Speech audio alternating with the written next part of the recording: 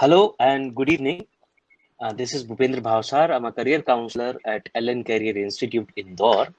And on behalf of Ellen Indore, I welcome all of you in Hum Honge Kamyab, an all-exclusive live session for class 10th students over tips and tricks for scoring 100 out of 100 in class 10th board exams. और कहते हैं कि मंजिल पर पहुंचने का सबसे अच्छा रास्ता हमें वही व्यक्ति बता सकता है जिसने उस मंजिल को हासिल किया हो। तो सबसे पहले मैं परिचय देता हूं कुछ ऐसे ही बच्चों का, ऐसे ही बच्चों का जिन्होंने ये साबित कर दिया है कि असंभव कुछ भी नहीं है। With us today in our session is Madhya Pradesh state rank 1 Aastha Raghuvanshi, जिन्होंने की 99.4 स्कोर करा है अपने क्लास 10th के 5 सब्जेक्ट्स को इंक्लूड करके, और अगर हम 6th ऑप्शनल सब्जेक्ट को इंक्लूड करते हैं देन शी स्कोर्ड 99.5%। मार्क्स का ब्यौरा एक बार हम देखते हैं। हिंदी और साइंस में उन्होंने 100 आउट ऑफ 100 स्कोर करा है। मैथ्स, इंग्लिश और सोशल साइंस में उन्होंने 99 मार्क्स ईच स्कोर करे हैं, और ऑप्शनल सब्जेक्ट जो था उनका foundation of IT, she scored 100 marks. In total अगर हम बात करें तो 500 में से उन्होंने 497 मार्क्स स्कोर करे थे, और 6 सब्जेक्ट को इंक्लूड करके 600 में से 597 मार्क्स शी स्कोर्ड।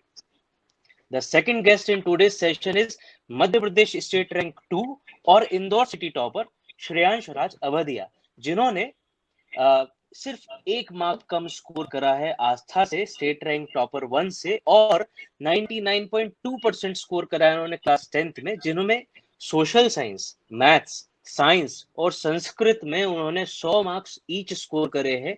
सिर्फ इंग्लिश में 96 मार्क्स स्कोर करे हैं, और information technology which was his optional subject, he scored 100 marks. तो इन टोटल उन्होंने 496 मार्क्स स्कोर करे हैं आउट ऑफ 500, और 600 में से जब हम कैलकुलेट करते हैं तो it was 596 marks.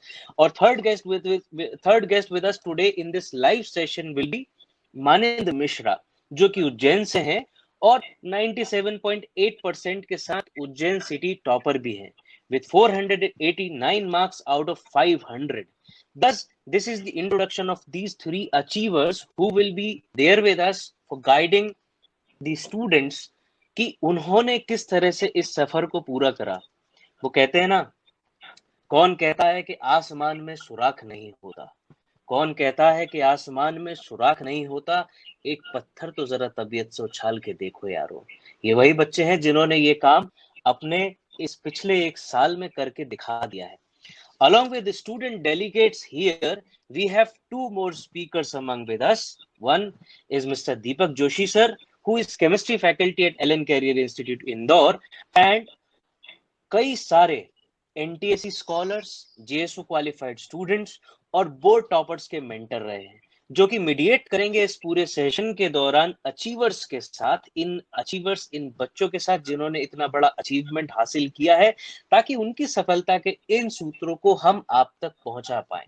Deepak sir की यही कोशिश रहेगी कि आपके द्वारा आपके मन में जितने भी सवाल आते हैं, जितने भी सीक्रेट्स आप इन चैंपियन से जानना चाहते हैं, दीपक सर वो सारे सीक्रेट्स इन चैंपियन से निकाले, ताकि वो आपके लिए, आपके आने वाले फ्यूचर के लिए एक पथ प्रदर्शक के रूप में काम करें, एक मार्गदर्शक के रूप में काम करें, और आप भी इन सपनों को पूरा कर पाए।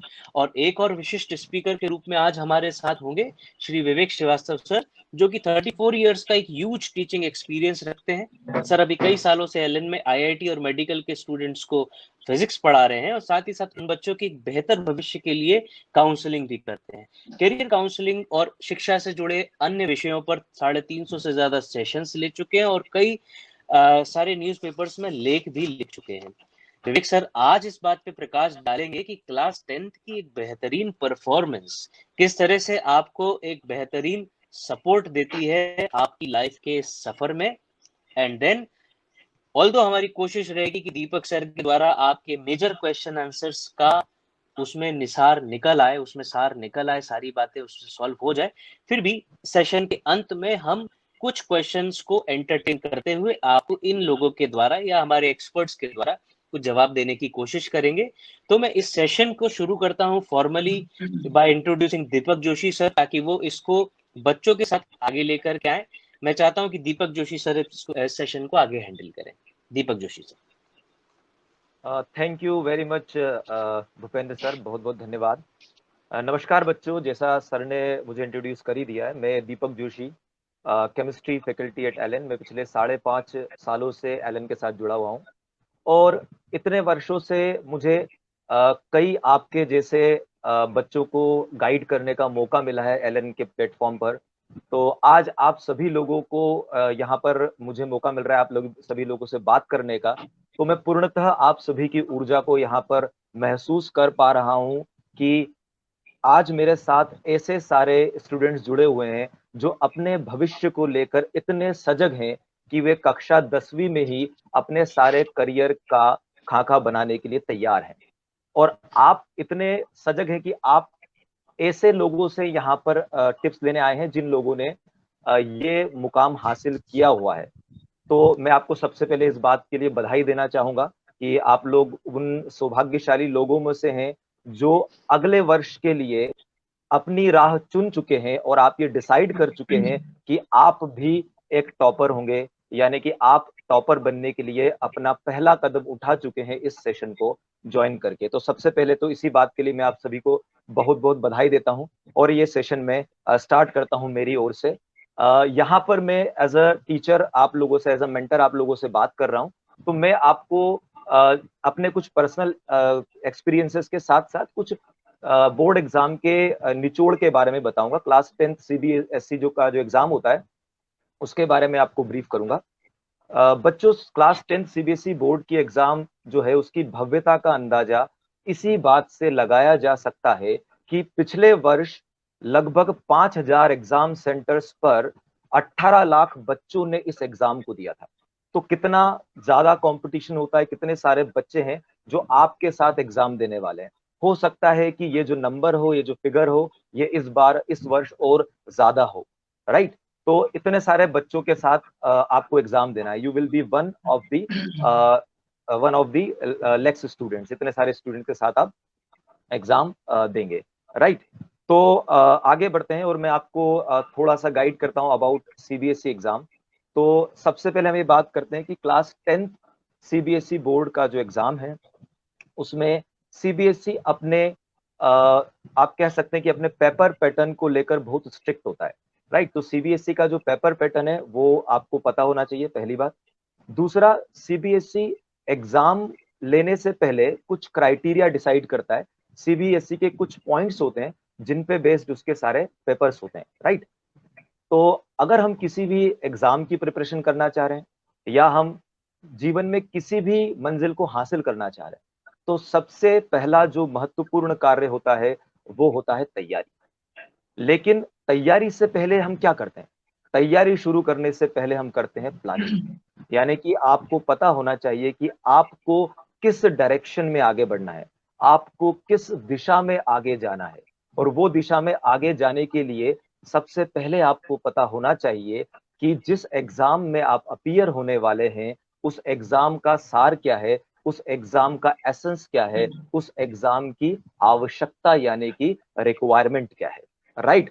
तो उस एग्जाम की रिक्वायरमेंट की अगर हम यहाँ पर बात करें तो सीबीएसई के पेपर पैटर्न के अकॉर्डिंग हम ये कह सकते हैं कि सीबीएसई ने कुछ रूल्स बनाए हुए हैं। अगर आप लोग सीबीएसई की साइट से आप कुछ जानकारी जुटाना चाहेंगे तो आपको पता चलेगा कि सीबीएसई एक टाइपोलॉजी पे बात करता है, यानी कि टाइपोलॉजी ऑफ क्वेश्चंस बताता है। वो मैं आपसे शेयर करना चाहूंगा। तो सबसे पहला जो है, आप ये नोट कर लीजिए। आप अपने साथ एक पेन और पेपर रखें, पेन एक डायरी रखें और आप उसमें नोट करते चलें। तो मैं आपसे शेयर करूंगा एक principle, that is RUAAEC principle. RUAAEC, right. तो RUAAEC यहाँ पर क्वेश्चंस के फॉर्म को डिस्क्राइब करता है जो कि सीबीएसई ने बताए हुए हैं। क्या है ये फॉर्म? तो सबसे पहला है आर यानी कि रिमेंबरिंग बेस्ड। तो बच्चों, जो आपको क्लासरूम में बताया जाता है उसको आपको याद रखना होता है, रिमेंबर करना होता है। और सीबीएसई ने ये लिखा हुआ है अपने जो भी टेक्स्ट है उसमें, यानी कि जो सीबीएसई की वेबसाइट पर उपलब्ध जो भी जानकारी है, कि जो रिमेंबरिंग बेस्ड क्वेश्चंस हैं they can also be asked from previous years content. तो ये बात आप नोट करें कि सीबीएसई ये मानकर चल रहा है कि जो आपने अभी तक लास्ट ईयर्स में अप टू 9th क्लास जो पढ़ा हुआ है वो भी आपके लिए महत्वपूर्ण है। और वो भी आप लोगों को आना चाहिए। So some of the questions, not very much number of questions, not many questions, but some questions may be asked from the lower class contents. So this is about the remembering based concepts और questions जो कि last year की classes के concept पर भी पूछे जा सकते हैं।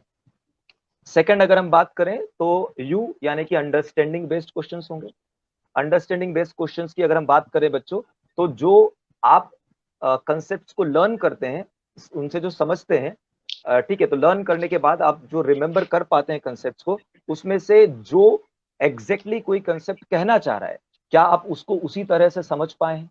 तो ये आपको कब पता चलेगा? जब आप अंडरस्टैंडिंग बेस्ड क्वेश्चंस को सॉल्व करेंगे, राइट। तो सेकंड टाइप ऑफ क्वेश्चन जो सीबीएसई एक्सप्लेन करता है या पूछे जाते हैं सीबीएसई एग्जाम में, जिसका आप कह सकते हो कि एक अच्छा खासा वेटेज होता है एग्जाम में, that is understanding based questions.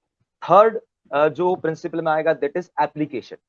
जब आप कंसेप्ट को लर्न कर लेंगे, उसके बाद आप उसको समझ लेंगे, उसके बाद नेक्स्ट आपके पास आएगा एप्लीकेशन बेस्ड, यानी कि जो आपने कंसेप्ट समझा हुआ है, आप किस तरह से उस कंसेप्ट को अप्लाई करेंगे।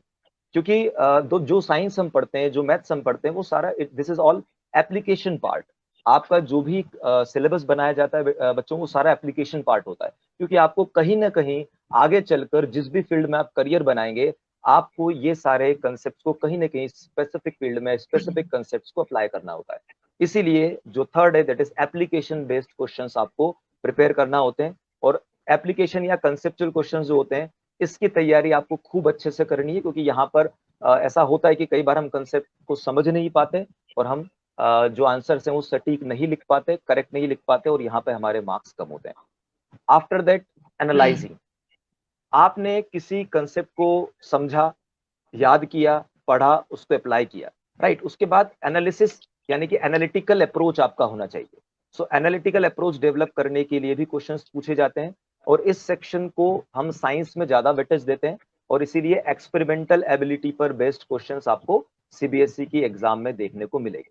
जैसे मैं केमिस्ट्री की अगर बात करूं, तो जो लैब स्किल्स पर बेस्ड क्वेश्चंस हैं, वो सारा एनालिटिक्स में आएगा और एनालिसिस पे बेस्ड क्वेश्चंस होंगे। मैथमेटिक्स में अगर स्टैटिस्टिक्स की हम बात करें, तो उससे रिलेटेड डेटा के क्वेश्चंस जो हैं, they can be come under this category, right. So this is analysis based question. After that जो आपने एनालिसिस किया है, how can you validate? Validate means कि जो एनालिसिस हमने किया है, वो एनालिसिस इज इट करेक्ट और नॉट, तो उसके करेक्शन को, या वो करेक्ट है या नहीं है, इसको हम कैसे पता लगा सकते हैं? तो that's why some questions are there which are evaluation based. So ये सारे कैसे कंसेप्ट को आपने अप्लाई किया है, और इस तरह के क्वेश्चंस आएंगे जिसमें आप ये देख सकते हो कि कंसेप्ट को अप्लाई किया हुआ आपको बताया जाएगा, और आपको आइडेंटिफाई करना है कि कंसेप्ट का एप्लीकेशन या कंसेप्ट का जो कंसेप्ट यूज किया गया है, वो सही तरीके से किया गया है या नहीं किया गया है। Means you have to evaluate the concept in the question also, and उसी के अकॉर्डिंग आपको आंसर करना होता है। And last one is the creating. Creating in the sense कि you have to create the concept, यानी कि जो आपने पढ़ा है, जो आपने इतने कंसेप्ट को पढ़ने के बाद सीखा है, उसके बेसिस पे आप क्या नया क्रिएट कर सकते हैं। तो इस पे ज्यादा क्वेश्चंस तो नहीं आते, पर कुछ नए क्वेश्चंस हो सकते हैं। जैसे आपने देखा हो कि पिछले कुछ वर्षों में आप अगर देखें तो वैल्यू बेस्ड क्वेश्चन जो रखे गए थे, उसको हम इस कैटेगरी में डाल सकते हैं। तो उसमें क्रिएटिंग यानी कि कुछ नया आप अपने आइडियाज दे सकते हैं एनवायरनमेंट को बचाने की। एनवायरमेंटल केमिस्ट्री की अगर हम बात करें, तो उस तरह से कुछ क्वेश्चंस इसमें रखे जा सकते हैं जो क्रिएटिंग कैटेगरी के अंदर आते हैं। तो अगेन आई एम रिपीटिंग कि आपको ये RUAAEC प्रिंसिपल याद रखना है, और इसी के अकॉर्डिंग आपको क्वेश्चंस प्रिपेयर करना है। बच्चों लास्ट ईयर पेपर का पैटर्न भी चेंज हुआ है, तो जो पेपर का पैटर्न चेंज हुआ है उसके बारे में थोड़ा सा मैं आपको बता देता हूँ कि सीबीएसई में जनरली लास्ट ईयर से पहले थ्योरेटिकल क्वेश्चंस थे। थ्योरेटिकल क्वेश्चंस या कह सकते हैं हम कि थ्योरेटिकल क्वेश्चंस के नंबर ज्यादा थे, एप्लीकेशन बेस्ड क्वेश्चंस भी थे, लेकिन सारा पैटर्न सब्जेक्टिव था। तो कहीं ना कहीं ये एक इंप्रेशन आता था कि सब्जेक्टिव क्वेश्चन है, तो ये कॉम्पिटिटिव एग्जाम्स के पॉइंट ऑफ व्यू से जो है एग्जाम का ज्यादा इंपॉर्टेंस नहीं। तो इसी को ध्यान में रखते हुए, या बच्चों के स्किल्स को डेवलप करने के लिए, या ऐसा भी कह सकते हैं कि प्रॉब्लम सॉल्विंग स्किल्स को बच्चों के बढ़ाने के लिए या डेवलप करने के लिए एक कंसेप्ट थोड़ा सीबीएसई ने इंट्रोड्यूस किया, यानी कि ऑब्जेक्टिव पैटर्न के क्वेश्चंस भी इंट्रोड्यूस किए गए हैं लास्ट ईयर से। और ये जो ऑब्जेक्टिव बेस्ड क्वेश्चंस होंगे, इसमें अलग अलग कैटेगरीज हो सकती है, जैसे फिल इन द ब्लैंक्स हो सकते हैं, मैच द कॉलम हो सकते हैं, मल्टीपल चॉइस क्वेश्चंस हो सकते हैं, और सबसे महत्वपूर्ण इसमें आते हैं assertion and reason type question. तो उसमें सबसे ज्यादा बच्चों को प्रॉब्लम आती है सॉल्व करने में। तो आपको from the very first day ये ध्यान रखना है कि पहले दिन से आपको असर्शन एंड रीजन टाइप के क्वेश्चंस की प्रैक्टिस खूब करनी है, क्योंकि वहां पे छोटी सी गलती आपके पूरे मार्क्स खत्म कर सकती है। और इन शॉर्ट सम अप करते हुए मैं आपको बस इतना बता दूं इस बारे में कि जो आपके ऑब्जेक्टिव क्वेश्चन है वो प्रॉब्लम सॉल्विंग स्किल्स और कॉम्पिटिटिवनेस बढ़ाएंगे आपके आने वाले फ्यूचर में जो आप क्लासेस पढ़ेंगे उसके लिए। और जो सब्जेक्टिव क्वेश्चंस होंगे उसमें मेजर 3 टाइप के क्वेश्चंस को आपको समझना होगा। थ्योरी क्वेश्चन जो डायरेक्ट बनता है, जो आपने कंसेप्ट पढ़ा है उसको डायरेक्ट पूछेगा, जैसे डेफिनेशन हुआ किसी या कोई एप्लीकेशन हुआ उसका डायरेक्ट पूछ लिया, जो पूछा जा सकता है, जो डायरेक्ट क्वेश्चंस आते हैं दैट इज थ्योरेटिकल क्वेश्चन जो लर्निंग एबिलिटी पर बेस्ड है। दूसरा कंसेप्चुअल जो एप्लीकेशन पर बेस्ड है। और तीसरा न्यूमेरिकल एबिलिटी जिसका वेटेज फिजिक्स और दूसरे और उसमें ज्यादा हो सकता है, बायो और केमिस्ट्री में उसका उतना ज्यादा एप्लीकेशन नहीं है साइंस के पॉइंट ऑफ व्यू से। और अगर हम सोशल साइंस की बात करें तो वहां पर थ्योरेटिकल यानी कि लर्निंग एबिलिटी वाले क्वेश्चंस ज्यादा होंगे जिसको आप कोरिलेट करके लर्न कर सकते हैं। तो ये मेरी तरफ से जो मैं आप लोगों को सीबीएसई एग्जाम के पैटर्न के बारे में कुछ जानकारी देना चाहता था। तो आई थिंक आप लोगों ने इन सभी चीजों को गेन किया होगा या इनसे कुछ पॉइंट्स गेन किए होंगे जो आपको फर्दर काम आएंगे। अब मैं बिल्कुल देर नहीं करते हुए शुरू करता हूं। हम क्योंकि हमारे साथ जो आज बच्चे जुड़े हुए हैं, जो स्टूडेंट्स जुड़े हुए हैं, वो आपसे 1 वर्ष ज्यादा का अनुभव रखते हैं और अनुभव भी उस बात का रखते हैं जिसकी आपको सबसे ज्यादा आवश्यकता है। जिस राह पर इस वर्ष आप लोग चलने वाले हैं उस राह पर ये बच्चे ऑलरेडी चल चुके हैं और अपनी सफलता के परचम फहरा चुके हैं। सफलता के परचम सफलता ये अपनी साबित कर चुके हैं। इसका मतलब ये है कि ये जो बच्चे हैं इन्होंने जो प्लानिंग की थी या इन्होंने जो तैयारी की थी वो फुल प्रूफ प्लान जो इन्होंने बनाया था वो सही साबित हुआ, क्योंकि उनके रिजल्ट्स आज हमारे सामने हैं। आज हमारे साथ में ऐसे बच्चे जुड़े हुए हैं जो मध्य प्रदेश में दोनों टॉपर हैं।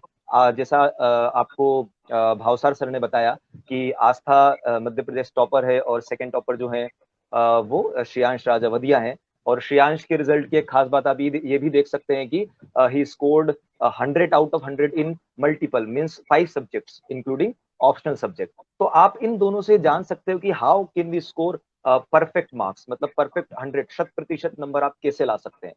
तो सबसे पहला प्रश्न मैं ये रखना चाहूंगा बच्चों के सामने कि जैसे आज हमारे साथ में ऐसे बच्चे हैं जो इस वर्ष तैयारी शुरू करने वाले हैं। तो आज से 1 वर्ष पीछे अगर हम जाएं, तो 1 वर्ष पीछे जाकर अगर हम बात करें तो आप लोगों ने कैसे तैयारी शुरू की थी? क्या आपके गोल्स थे? क्या आपके टारगेट्स थे? क्या आपने सोचा था कि हमको इतने मार्क्स अचीव करना है या हम 100% मार्क्स अचीव करना चाहते हैं? तो what were your goals and targets? आपके गोल्स क्या थे? आपके टारगेट्स क्या थे? और उनको अचीव करने के लिए आपने किस तरह से प्रिपरेशन की? तो सर सबसे पहले यह क्वेश्चन मैं रखना चाहूंगा आस्था से। आस्था, प्लीज आप बताएं हमें कि आपके गोल्स क्या थे, आपके टारगेट्स क्या थे और आपने अपने गोल्स को, अपने टारगेट्स को अचीव करने के लिए किस तरह से तैयारियां की। तो मैं अब आस्था को हैंड ओवर करता हूं। आस्था प्लीज हमें आप एक्सप्लेन करें, आप हमें बताएं और बच्चों को बताएं ताकि वो इससे कुछ सीख पाए।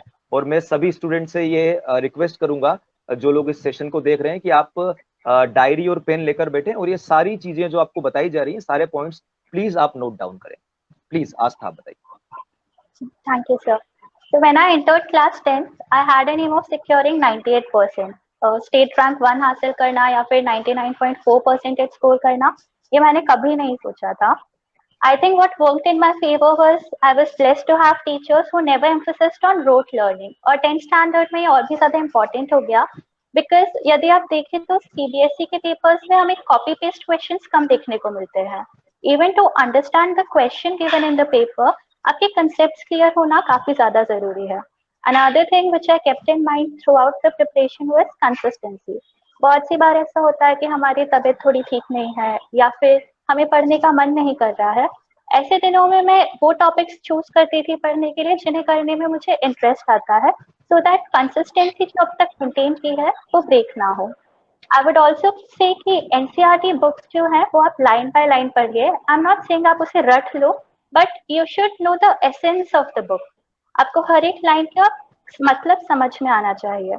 And NCERT is the soul. I personally did not follow any reference book during my class 10th preparation. It was solely based on NCERT. And coming on to the subjects, I would say कि हर subject की ना demand अलग होती है. That is what I have learned throughout. That every subject has its different demand. If we talk about maths and science, they demand understanding. Conceptually, you are sound with the topic and you are able to understand the things logically. Maths requires a lot of practice. Whereas coming on to social, it demands कि आप जो topics आपकी book में है, कहीं ना कहीं आप उसे real life से relate कर पाएं। फॉर एग्जाम्पल जो इकोनॉमिक्स की बुक में आपकी स्कीम दी हुई है which is launched by the government, यदि आप उस पर एग्जाम्पल या उसका जो एडवर्टाइजमेंट है वो किसी न्यूज़पेपर में देख ले या टीवी में सुनने में कभी आ गया, और जो ज्योग्राफी बुक में आपका मिनरल्स का डिस्ट्रीब्यूशन है उससे रिलेटेड आर्टिकल यदि आप न्यूज़पेपर में पढ़ ले, so that makes memorizing the things easier. I agree कि social में memorization थोड़ा ज्यादा होता है, but trust me, what I followed was related to relating the things to the normal life, जिससे वो memorizing जो है वो काफी ज्यादा easy हो गई थी। And coming on to the language subject, before entering class 10th, class 9 तक मैंने ये analyze कर लिया था that I'm quite good at comprehension and literature, but I really need to work upon my grammar in both the subjects. So I utilized the summer break that was given to us, जो इस साल कुछ ज़्यादा ही लंबा खिंच रहा है. So in that I kept on reading the newspapers. हमारे घर पे हिंदी न्यूज़पेपर आता था, उसमें जब भी मुझे कोई ऐसा वर्ड मिलता था जिसका मीनिंग मुझे नहीं पता है, तो I used to ask that to my parents या फिर गूगल कर लेती थी. और इंग्लिश में भी I kept on reading various novels and story books. उससे क्या होता है कि हमारी वोकैबुलरी काफी ज्यादा एनहांस हो जाती है, and a rich vocabulary is always a boon. Board exams में भी it helps you fetch marks, और otherwise also if you have a rich vocabulary, you have a plus point in you. So that is what I have to say. Grammar के लिए I would say कि I kept on solving grammar exercises even during the summer break, and also when the schools were open. हमारे school में जो मेरी ma'am थी वो every Saturday grammar exercises discuss करती थी. So for continuously 1 year every week एक दिन क्लास में भी हमारा पूरा ग्रामर को डिवोट होता था, और घर पे भी I kept on solving grammar exercises. तो उससे मेरी जो दोनों लैंग्वेजेस हैं उन पे कमांड अच्छी हो गई थी. राइटिंग स्किल्स के लिए भी कोई भी क्वेश्चन उठा लेती थी, और वीक में संडेज को आई यूज्ड टू ट्राई कि मैं एक लेटर लिख लूँ या फिर एक निबंध लिख लूँ, जिससे राइटिंग स्किल्स की भी प्रैक्टिस अच्छी होती रहे. Coming on to the later part of the year, I took the school exams quite seriously. बहुत से जो मेरे क्लासमेट्स थे they used to feel कि 80 मार्क्स तो बोर्ड से आ रहे हैं, स्कूल एग्जाम्स तो सिर्फ 20 मार्क्स का वेटेज रखते हैं. बट आई बिलीव कि एग्जाम कोई भी हो, it must be taken seriously. So school exams के लिए भी अपनी प्रिपरेशन मैं काफी सीरियसली करती थी, and what had a very big impact on my board exam result was I think pre boards को भी मैंने काफी ज्यादा सिंसियरली लिया था, ऑल्सो बिकॉज जो प्री बोर्ड हर स्कूल डिजाइन पेपर डिजाइन करते हैं school, they make it on the pattern of the board exam. उसी की तरह की मार्किंग स्कीम होती है, क्वेश्चंस का लेवल भी समवॉट उसी टाइप का होता है. तो वो ब्लूप्रिंट हमें एक बार समझ में आ जाता है, so we become quite comfortable with the paper in the board exam as well. और बोर्ड एग्जाम लिखते समय की यदि मैं टिप्स आपके साथ बताऊं, तो your paper must be presentable और hand writing should be legible. I am not saying कि आप बहुत ज्यादा ब्यूटीफुल हैंड राइटिंग में लिखो, बट एटलीस्ट इतना होना चाहिए कि सामने वाले को पढ़ने में कष्ट ना हो. That is what I would से. एंड जो फ्रेजेस, जो वर्ड्स अपने वोकैबुलरी के समर वेकेशंस में या फिर थ्रू आउट द ईयर जो अपने वोकैबुलरी अपनी एनहांस करी है, उसे आप पेपर में लिखिए. Underline the keywords of the answer. The keywords are really very important, especially when it comes to social and science as well. Keywords को आप underline कर लिए. Try to write in points. Points में लिखने से आप भी clear रहते हैं that you have covered all the points, और जो पेपर आपके चेक कर रहे हैं उन्हें भी सारे points मिल जाते हैं. And what kept me moving throughout the year was the thought कि एग्जाम हॉल से जब मैं बाहर निकलूं तो मुझे मेरे मन में ये रिग्रेट ना हो कि शायद थोड़ी और मेहनत कर लेती, तो अच्छा रिजल्ट आ जाता है। तो जितनी मेहनत आप कर सकते हैं वो पूरी करिए, ताकि बाद में वो रिग्रेट फील ना हो। आई एम नॉट सेइंग कि आप फुल टाइम एक एकेडमिक जोन में रहिए, इट्स जस्ट दैट जब आप पढ़ रहे हैं तब पढ़िए, और जब दूसरे काम कर रहे हैं तब दूसरे काम करिए। शाम को मैं भी रोज बैडमिंटन खेलने या फिर बास्केटबॉल खेलने चली जाती थी, या फिर रुद्र जो मेरा छोटा भाई है उसके साथ खेलने लगती थी। और I used to go with a walk with my mother. और मैंने मूवीज भी काफी सारी देखी हैं 10th स्टैंडर्ड में। स्कूल एक्टिविटीज में भी एक्टिव पार्टिसिपेशन था। So all in all, it was a balance between academics and other activities. Thank you.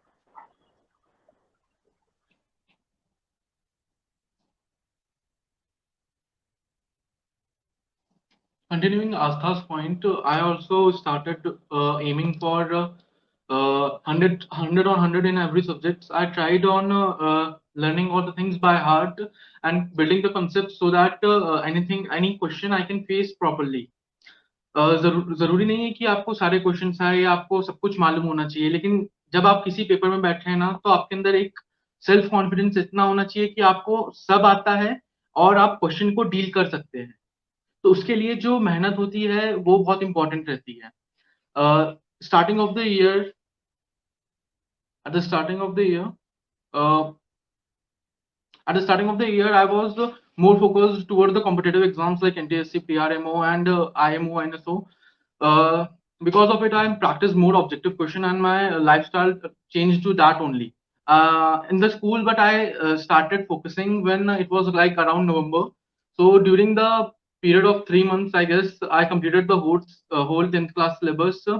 And the main thing I used was NCERT textbook, because board exam is totally based on NCERT textbook. If you do NCERT textbook, it's completed.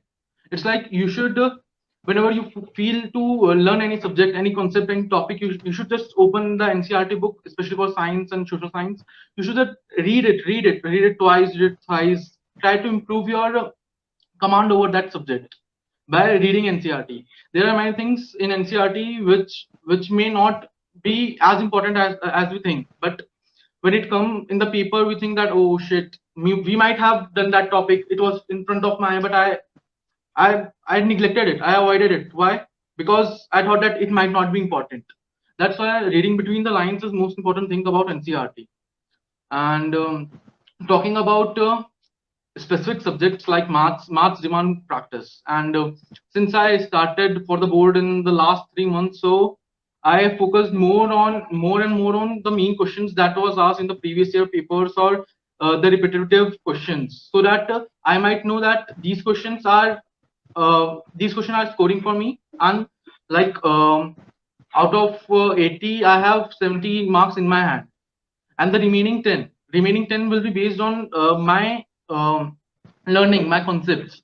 जब भी मैं कभी भी अगर coaching में, Alan में या फिर स्कूल में कोई भी क्लासेस अटेंड करता था, मेरा एम ये नहीं रहता था कि मैं सब कुछ कर लूं, लेकिन मेरा एम ये रहता था कि मैं जो भी करूं अच्छे से करूं, दिल से करूं, और जब भी मैं उसे प्रेजेंट करूं, तो जिस टीचर ने उस चीज को चेक किया है, उसे लगना चाहिए कि इस बंदे को सब आता है। अगर आप ऐसी प्रिपरेशन कर सकते हैं किसी भी सब्जेक्ट के लिए, तो आपके नंबर तो मतलब कभी कट ही नहीं सकते। अगर आप किसी भी सब्जेक्ट में इतना ग्रिप कर सकते हैं कि आपको खुद ही इतना कॉन्फिडेंस होना चाहिए कि अच्छा, ये क्वेश्चन तो मैंने 10 बार कर लिया, इसको तो मैं सोते सोते कर सकता हूँ। ये जो कॉन्फिडेंस होता है, ये सिर्फ प्रैक्टिस से आता है। और मैथ्स में प्रैक्टिस बहुत इंपॉर्टेंट होती है, क्योंकि अगर आपके पास कोई भी क्वेश्चन, अगर आप खुद ही देखिए, आप जिस लेवल में है अभी 10th क्लास में है, तो जो नॉर्मल मैथ्स होती है वो आपके लिए सबकॉन्शियसली हो चुकी है। मतलब अगर आपको कोई बोलेगा कि कोई क्वेश्चन में छोटा सा भी अगर कैलकुलेशन है, तो you will do it subconsciously. आपको खुद ही नहीं मालूम आपने वो क्वेश्चन कैसे किया, क्यों? क्योंकि आपने उसकी प्रैक्टिस कर रखी है। एंड जो 10th क्लास का मैथ्स का सिलेबस होता है, it's not that vast as we think, and specially 10th is also not that vast as we think. We just exaggerate all these things because we think that सारे लोग बोल रहे हैं, family बोल रहे हैं, सोसाइटी बोल रही है कि अब तो 10th क्लास में आ गया, बोर्ड्स है, तो boards the pressure for you. Boards is not at all pressure. Boards is like till 10th we don't do anything major in our life to prove ourselves to family, society and all, but at the stage in the 10th class we have a chance to prove ourselves, our intelligence, what can we do, what can we achieve. That's the only single point when we start thinking that now we are mature and we should take our decisions own, and we should prove that we are a part of a society which will respect us. So the most important thing is कि सारी चीजें आपको, अगर आपको किसी भी exam में बैठना है, किसी भी टेस्ट के लिए बैठना है, क्योंकि मेरा एम स्टार्टिंग से मैंने एक ही रखा था कि मेरे को नहीं मालूम मैं कैसे करूंगा, लेकिन मेरे को हर सब्जेक्ट में फुल चाहिए। मुझे नहीं मालूम मैं कैसे करूंगा, लेकिन मेरे को हर सब्जेक्ट में फुल चाहिए। तो जो स्कूल का स्टार्टिंग का पीरियड था उसमें चीजें चलती रहती थी। जब भी आप किसी क्लास में बैठे ना, तो टाइम वेस्ट मत करिए। भले ही आप घर में बिल्कुल ना पढ़िए उस वक्त, क्योंकि starting of the year no one is that much into subjects, but whenever you sit in a class, your whole mind, your whole soul should be in that subject, in that topic, कि आप उस चीज को अच्छे से समझ पा रहे हैं कि नहीं। आपको वो समझ में नहीं आ रहा, आप 10 बार टीचर से पूछिए। कोई भी टीचर कभी मना नहीं करेगा आपको समझाने में, लेकिन एक शर्त है उसमें भी कि आपको अच्छे से सुनना है, आपको अच्छे से समझना है। अगर आप अच्छे से समझ सकते हैं ना किसी भी चीज को, तो कोई भी चीज इतनी मुश्किल नहीं होती कि आप उसे प्रेजेंट ना कर सके। अगर आपके पास कोई भी एक वेपन हो, कोई भी एक स्ट्रेंथ हो, तो आप उसको कैसे भी यूज कर सकते हैं। अगर आपके पास नॉलेज की स्ट्रेंथ है, तो आप उसे बस एक और चीज के साथ मिक्स करके आपको उसको बस ऐसा दिखाना है कि it is the best thing that a person can write about that thing. मतलब लाइक कोई क्वेश्चन है, क्वेश्चन इज लाइक कोई भी एक कॉन्सेप्ट के ऊपर बेस्ड है, तो firstly you should mention that concept, कि वो कॉन्सेप्ट आपने अच्छे से उसको स्पेसिफाई कर रखा है कि नहीं। अगर वो कॉन्सेप्ट आपने अच्छे से लिख रखा है, तो just you have to recheck कि अगर आपने सारी चीजें उसमें मेंशन की है कि नहीं की। मैं क्या करता था कि अगर कोई भी 3 नंबर का क्वेश्चन है, तो I would write like it's of 5 marks, so that कोई भी एक चांस ही ना हो कि मेरे नंबर कट सके। लेकिन अब उसके लिए टाइम ड्यूरेशन भी होती है कि आप इतना ज्यादा नहीं लिख सकते, तो उसके लिए आपको अपने हैंड में ग्रिप, अपनी हैंड राइटिंग की जो स्पीड है वो भी मेंटेन करनी है, along with proper handwriting, so that the content you have written is presentable. The teacher, like associate teacher को कष्ट नहीं होना चाहिए उस चीज को पढ़ने में। Teacher should feel like he is knowing all the thing. If the question is of 5 marks, you should like write 6 points about it, no matter, because board की अगर आपने प्रिपरेशन अच्छे से कर रखी है, अगर आपको सब कुछ हो चुका है, लाइक अगर मैं स्टार्टिंग से बात करूं सारे सब्जेक्ट्स की, तो एसएसटी में, सोशल साइंस में अगर आपने सारे कॉन्सेप्ट्स कर रखे हैं, सारी, अब सोशल साइंस में क्या रहता है कि कॉन्सेप्ट्स रहते हैं, लेकिन लोगों को क्या लगता है कि उसको बस रटना ही है। सोशल साइंस में भी कॉन्सेप्ट्स होते हैं, किसी भी लड़ाई के पीछे भी कोई रीजन होगा ना, तो रीजन वही लड़ाई की चेन बनाते जाएगी। For history and like for other subjects also, there is a chain of things, and if you make that chain now, you have a flowchart in your mind ki the question is demanding this thing, like the question is demanding the 4th part that I knew in my flowchart, so I should write the whole part about it in my answer sheet, so that the teacher should know कि इसने जो भी लिखा है इसने एकदम सही लिखा है। And the most important thing is कि आपको क्या आता है ये इंपॉर्टेंट नहीं है, क्वेश्चन क्या पूछ रहा है वो इंपॉर्टेंट है। तो सबसे पहले तो उस क्वेश्चन का आपको आंसर पूरा देना है, उसके आजू बाजू, लाइक इन द स्टार्टिंग और in the end, you can add something you know more, like which is related to that topic, so that अगर कोई भी चीज वो क्वेश्चन चाहती थी और अपन नहीं दे पा रहे थे उस क्वेश्चन को, तो वो उन 2-3 लाइनों में कवर हो जाएगा, इजिली कवर हो जाएगा, क्योंकि अगर आपको उसकी बैक स्टोरी मालूम है तो आप उसके बारे में कुछ भी लिख सकते हो। ये सोशल साइंस में बहुत इजिली हो जाता है। और सोशल साइंस में मेन चीज होती है कि जब भी आप पढ़े, तो सबसे पहले हर क्वेश्चन का एक की, मतलब 5 की पॉइंट, 6 की पॉइंट, जितने भी आपको उसको सिर्फ सिंगल और 2 और 3 words maximum, you should know them, and whenever you write the answer, you should just check that these points are covered or not, and you just underline them, so that the teacher, when she opens the answer sheet, she should know that in the model, because they have a model answer, and the marking scheme is according to the model answers only. So every single point that model answer is having, you should have it in your answer sheet, then only you will get the marks. That's why all the keywords should be properly mentioned and all the things should be properly written in social science. And talking about science is the core subject. It demands concept, it demands your heart and soul in it. Like if you don't like a concept now, you will never understand it, because science is like that only. Physics, even chemistry, if you don't like you don't like a reaction only, you don't like a reaction, then you will not study it, you will not study the whole chapter, because you don't like that reaction. So like that reaction, because वो reaction तो आपके लिए अभी वो it is the most complex reaction of chemistry ना, so you should no कि chemistry की सबसे इंपॉर्टेंट रिएक्शन ये है और इसके बेसिस में इतनी सारी रिएक्शन है, तो आपको सारी रिएक्शन आनी चाहिए। सेमली फिजिक्स के जितने भी कॉन्सेप्ट है आपको सारे आने चाहिए, सारे फॉर्मुलेज याद होने चाहिए, इन द टिप्स होने चाहिए। फॉर्मुलेज के लिए आप मैथ्स और फिजिक्स दोनों के लिए फॉर्मुलेज के लिए आप फ्लो चार्ट बना के रखिए। जब भी आप कमरे में एंटर करें आप फ्लो चार्ट्स को एक बार रिवाइज कर लीजिए। तो जो भी मेन चीज है जो मतलब आपको याद ही रखना है वो तो कम से कम आपको याद रहे ना। And if you have studied science by concept, then a little thing will help you to write more. If you know every point about every little concept about science, you can write any question, you can answer any question, but just the main thing is that understanding the question.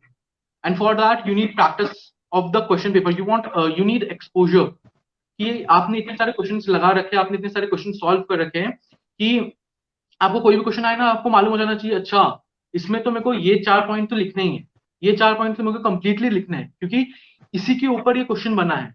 तो उसमें आपको science में कभी भी कोई problem नहीं है। ये maths is a very very good subject I will say. Maths need practice, maths need patience. The most important thing in it needs patience. If you have patience in solving any question, you can deal with any question at any point of time. Like, but just the only thing you know in maths is like formula and what are the types of question in that chapter, so that you can easily answer them. And talking about languages, languages are like the main point where a good student fall, because languages are based on our daily life, but वो इतनी easy नहीं है जितना अपन daily life में use कर पा रहे हैं। They are more way complex because they focus on the smallest detail that we use in daily life so that we can improve in it. But in the, as I said, in the initial year, in the initial time of the year, like 7 to 8 months, I was just more focused on physics, chemistry, maths, and bio and like social science. So English and the languages, English, and the most important thing in my language was that I was not having Hindi, I was having Sanskrit. It's even more complex than Hindi, because Hindi तो आप फिर भी answer कर सकते हैं, लेकिन संस्कृत में अगर जब तक आपको कोई वो चीज नहीं मालूम आप आंसर नहीं कर सकते, because Sanskrit is the language, it is the oldest language, it is the most ancient language, and it is like the soul of every language. So Sanskrit is very time consuming also sometimes, because बहुत सारी चीजें, because some things are like आपको उसमें अपनी पूरी जान लगानी पड़ेगी, क्योंकि मैंने स्टार्टिंग में बिल्कुल भी फोकस नहीं किया था लैंग्वेजेस में, और स्कूल में भी जाता था तो मैं सारी चीजें पढ़ता था लेकिन अपनी तरफ कोई एफर्ट्स नहीं लगा रहा था। तो at the and I started putting efforts on English and Sanskrit, so that Sanskrit improve हो जाए, इंग्लिश इंप्रूव हो जाए। एंड एडिशनल को भी, क्योंकि मेरे हिसाब से हर सब्जेक्ट होता है, कोई भी सब्जेक्ट ऐसे मेजर और कोई भी सब्जेक्ट ऐसे माइनर नहीं होता। तो सारे सब्जेक्ट्स को जब भी आप किसी एक एम के लिए जा रहे हैं तो आपको सारे सब्जेक्ट्स को साथ में लेके चलना पड़ेगा, तभी आप उसको अच्छे से कर पाएंगे। इसलिए मैं बोलता हूँ कि कभी भी आप कोई भी सब्जेक्ट करें तो आप उसको ऐसे सोच के करिए, ऐसे मत सोचिए कि उससे ज्यादा इंपॉर्टेंट, जैसे कि अगर आप कोई भी सब्जेक्ट पढ़ रहे हैं, संस्कृत पढ़ रहे हैं या फिर ऑप्शनल पढ़ रहे हैं, तो आपको ये नहीं सोचना चाहिए अरे इसमें मैं क्यों टाइम वेस्ट करूँ, इससे अच्छा तो मैं साइंस पढ़ लूँ। क्यों? क्योंकि वो सब्जेक्ट भी इंपॉर्टेंट है, वो भी 100 मार्क्स सकता है, साइंस भी 100 मार्क्स सकता है। अगर आपके पास साइंस बहुत सारा हो चुका है, आपका पूरा कोर्स कंप्लीट है, तो आपको बस उन्हीं अपने लूप होल्स को फिलअप करने की कोशिश करनी चाहिए। और इन सब बातों के साथ मैं माइक हैंड ओवर करना चाहूंगा मैं टीचर्स को। Okay, thank you Shreyansh. और आस्था और श्रेयांश ने बहुत सारे पॉइंट्स हम लोग को बताया, और इसी बीच हमारे साथ मानिंद भी जुड़ चुके हैं। जैसा कि हमें भावसार सर ने बताया था कि मानिंद जो है वो उज्जैन सिटी टॉपर हैं, और मानिंद ने साइंस स्ट्रीम को ना चूज करते हुए क्लास 11th में कॉमर्स स्ट्रीम चूज किया है। तो हम अब यही क्वेश्चंस मानिंद से पूछना चाहेंगे। मानिंद, आप हमें बताएं कि आपने जो आप मार्क्स लाए हैं, जो आपने इतना अच्छा स्कोर किया है, उसके लिए आपने किस तरह से प्रिपरेशन की थी?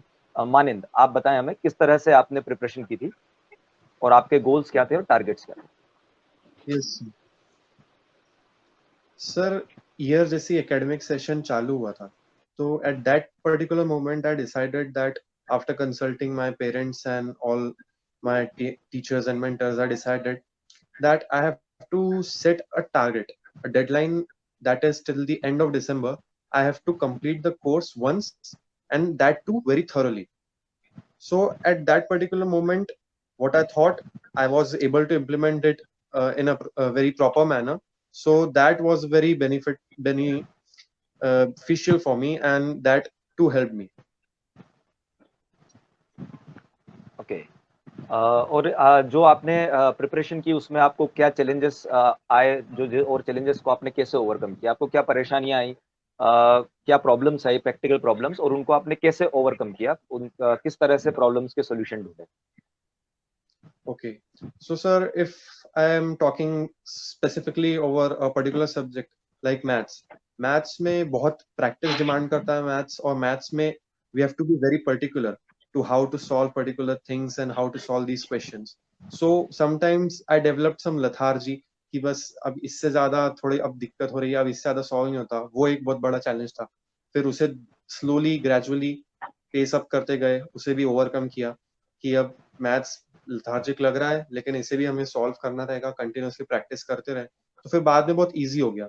बाद में long hours stretch, that was getting very easy. So ऐसे स्मॉल चैलेंजेस आते रहते हैं and that can be handled very easily. Okay, so ठीक है, मानिंद हमारे साथ जुड़े हैं अभी। मानिंद को कुछ पर्सनल रीजंस की वजह से जल्दी यहाँ से जाना होगा, तो मानिंद हम लोगों से इतने ही समय के लिए हमारे साथ जुड़ पाएंगे।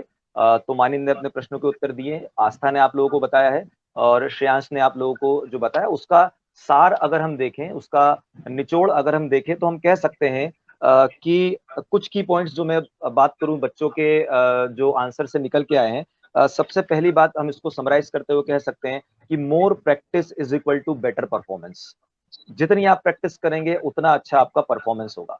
सेकंड पॉइंट अगर हम इससे निकालें इसका सार, तो क्लैरिटी ऑफ आंसर्स, या ऐसा कह सकते हैं क्लैरिटी ऑफ क्वेश्चन, आपसे पूछा क्या जा रहा है ना। कई बार ऐसा होता है कि हमसे क्वेश्चन कुछ और पूछा जाता है लेकिन हम उसका आंसर किसी और तरीके से करते हैं। तो हमें ये ध्यान रखना होगा कि जो हमारे साथ जो स्टूडेंट्स जुड़े उन्होंने इस बात पर, सभी स्टूडेंट्स ने एम्फेसाइज किया है कि डिमांड ऑफ क्वेश्चन जो आपसे पूछ रहा है, आपको क्वेश्चन के आंसर उतना ही लिखना है, और जो भी पूछा गया उसको कंप्लीटली एक्सप्लेन करना है, उसको अधूरा नहीं छोड़ना है, और ना ही बहुत ज्यादा लिखना है। थर्ड पॉइंट, जब आप आंसर्स लिखें तो आप कीवर्ड्स जरूर यूज करें। कीवर्ड यूज करें यानी कि टेक्निकल टर्म्स यूज करें, जनरल टर्म्स या रूटीन लाइफ के टर्म्स यूज ना करें। जो टेक्निकल टर्म्स साइंस में आपको पढ़ाए जाते हैं, जो टेक्निकल टर्म्स आपको सोशल में पढ़ाए जाते हैं, उन्हीं फॉर्म में उसको आप लिखें। उनको जनरल टर्म में आप एक्सप्लेन ना करें, बहुत ज्यादा आप जनरल लैंग्वेज में उसको एक्सप्लेन करने की कोशिश ना करें, कीवर्ड्स यूज करें। नेक्स्ट पॉइंट हम ये इससे निकाल सकते हैं कि फ्लो चार्ट्स हम बना सकते हैं, राइट। फ्लो चार्ट बनाए जा सकते हैं, फ्लो चार्ट से स्टडीज आसान हो जाती है। और बाकी अगर और पॉइंट्स की हम बात करें तो बच्चों ने ये भी हम लोगों को बताया कि लैंग्वेज पे आपको ध्यान देना जरूरी है, क्योंकि बाकी सब्जेक्ट्स में मार्क्स स्कोर किए जा सकते हैं। मैथ्स की अगर हम बात करें तो मैथ्स स्कोरिंग सब्जेक्ट होता है। अब हमको यहाँ से आज पता चला कि सोशल साइंस, संस्कृत, हिंदी, ये भी स्कोरिंग सब्जेक्ट्स हैं, इनमें भी 100 आउट ऑफ 100 लाए जा सकते हैं, क्योंकि पहले ऐसा माना जाता था कि नहीं आ सकते हैं, लेकिन अभी हम देख रहे हैं हमारे साथ ऐसे स्टूडेंट्स जुड़े हुए हैं जिन्होंने इनमें इन सब्जेक्ट्स में भी 100 आउट ऑफ 100 स्कोर किया हुआ है। तो हमें ये ध्यान रखना है कि in order to score the perfect 100, हमें ये ध्यान रखना है कि लैंग्वेज पे हमारी कमांड होनी चाहिए। और लैंग्वेज के लिए जैसा कि आस्था ने बताया, आप अभी से प्रिपरेशन करें, और एक टाइम स्लॉट आप डिसाइड कर लें कि इतना टाइम लैंग्वेजेस को आपको देना है। आप न्यूज़पेपर रीड कर सकते हैं, लिटरेचर आप रीड कर सकते हैं, तो उससे आपकी रीडिंग स्किल्स डेवलप होंगी। और उसके अलावा आपको नए वोकेबुलरी के वर्ड्स मिलेंगे। आप डेली कुछ वोकेबुलरी अपनी डेवलप करने के लिए डेली कुछ नए वर्ड्स लिख सकते हैं, 4-5 वर्ड्स डेली आप याद रख सकते हैं। तो in number of days you will have many number of new words in your dictionary. So इस तरह से आप आगे बढ़ सकते हैं। और एक दो बातें और बताऊंगा इस बारे में, जो बच्चों ने कहा कि एक तो प्रेजेंटेशन बहुत इंपॉर्टेंट है, क्योंकि जो भी इवेल्युएटर इवेल्युएशन करेंगे, उनके सामने जो आपने आंसर प्रेजेंट किया है वो प्रेजेंटेबल होना चाहिए और इजी गोइंग होना चाहिए, ताकि वो आसानी से सारे पॉइंट्स इवेल्युएट कर पाए। और लास्ट वन, कि इतनी मेहनत करें, जैसा आस्था ने बताया, आप इतनी मेहनत करें कि आपको रिग्रेट ना हो कि काश थोड़ा और पढ़ लिया होता तो थोड़े और ज्यादा मार्क्स आ जाते। ये पॉइंट आप सभी लोग नोट करें कि इतनी मेहनत करें कि एग्जाम हॉल से बाहर निकलने के बाद आपको रिग्रेट ना हो कि काश थोड़ी और मेहनत कर ली जाती।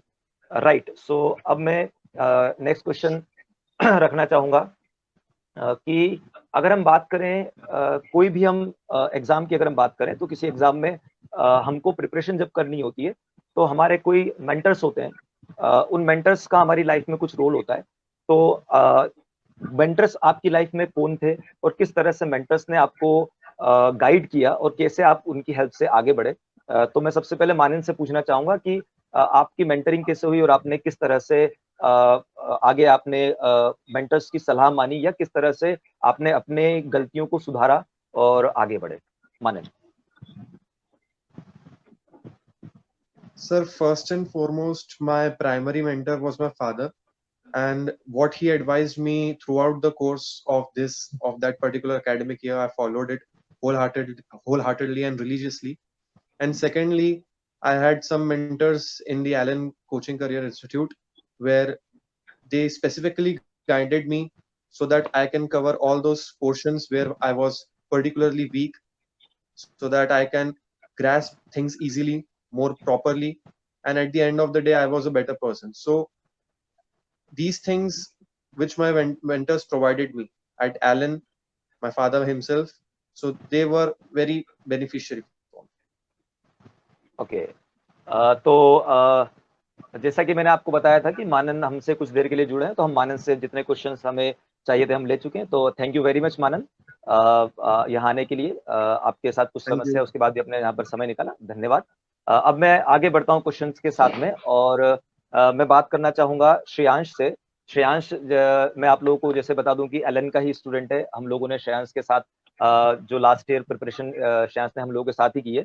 तो इस क्वेश्चन को थोड़ा और मैं श्रेयांश के हिसाब से कह सकता हूँ कि श्रेयांश से मैं ये पूछना चाहूंगा कि एलन का क्या रोल रहा आपकी मेंटरिंग में और आप क्या फील करते हैं कि what role Allen played in your journey? आपको एलन से क्या क्या सपोर्ट मिला और आप उसको किस तरह से देखते हैं अपने परफेक्ट स्कोर जो आपने अचीव किया उसके केस में? Shreyansh. Yes, sir. Thank you, sir. Sir, teachers are most important person in any student's life. So, किसी भी स्टूडेंट को बनाने के लिए उसके मोस्ट इम्पोर्टेंट उसके टीचर और उसके फैमिली का हाथ होता है। So in the initial time, I was just like a normal student. I didn't focus more on all the things at that time. I used to play, I used to watch movies, I used to spend time with my friends, family, and I can even say I used to waste time. But some teachers are literally God to us, because कुछ teachers होते हैं ऐसे जो किसी भी student को जीना सिखा देते हैं। तो मेरे को मतलब मेरे जो मेंटर्स थे वो बहुत अच्छे थे, क्योंकि उन्हीं की वजह से जो भी आज मेरे स्कूल्स है, जितना भी मेरे अंदर परफेक्शन है, वो उन्होंने ही डेवलप किया है along with my parents. Because मेरे पेरेंट्स मेरे लिए सपोर्टिव थे, मेरे टीचर्स मेरे लिए सपोर्टिव थे। इवन एलन की बहुत मदद रही, क्योंकि कोई चीजों को मतलब we need to polish our skills basically. So in order to polish, we need to practice, because practice leads to confidence. Confidence make us self-motivated, and we can like face any question, face any difficulty in our life, not in that paper, but in our life very confidently. So teachers play a very important role. And क्योंकि Elon में practice मेरे को बहुत मिल जाती थी, क्योंकि at the last 3 months, I used to give n number of people. Like I just can't count them for every subject, and it was like so vigorous training that कि मैं सुबह I used to come Alan in the morning time. There was one slot of 3 hours for one paper, and the evening time it was the another slot of the another subject papers. And within night we used to receive our marks so that we can easily analyze and check our mistakes and try to improve them up.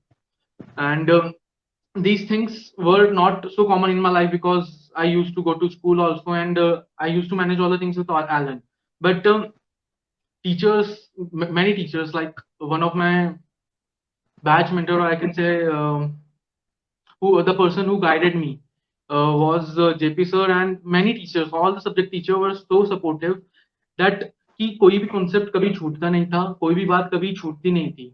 Her subject की जितनी भी important चीज है वो उसी class में cover हो जाएगी। इवन स्कूल में, एलन में, हर जगह जो भी टीचर्स रहते थे, they used to complete all the things, all the small points which the examiner might ask, so that a student is not hesitating to answer any question. इसके लिए teachers का बहुत इंपॉर्टेंट रोल रहता है, और teachers मेरे जिंदगी में एक ऐसा टाइम आया था जब मैं एग्जाम्स वगैरह नहीं दे रहा था, बहुत सारे एग्जाम्स मिस कर देता था क्योंकि मेरे कोर्स लैग हो चुका था उस वक्त तक.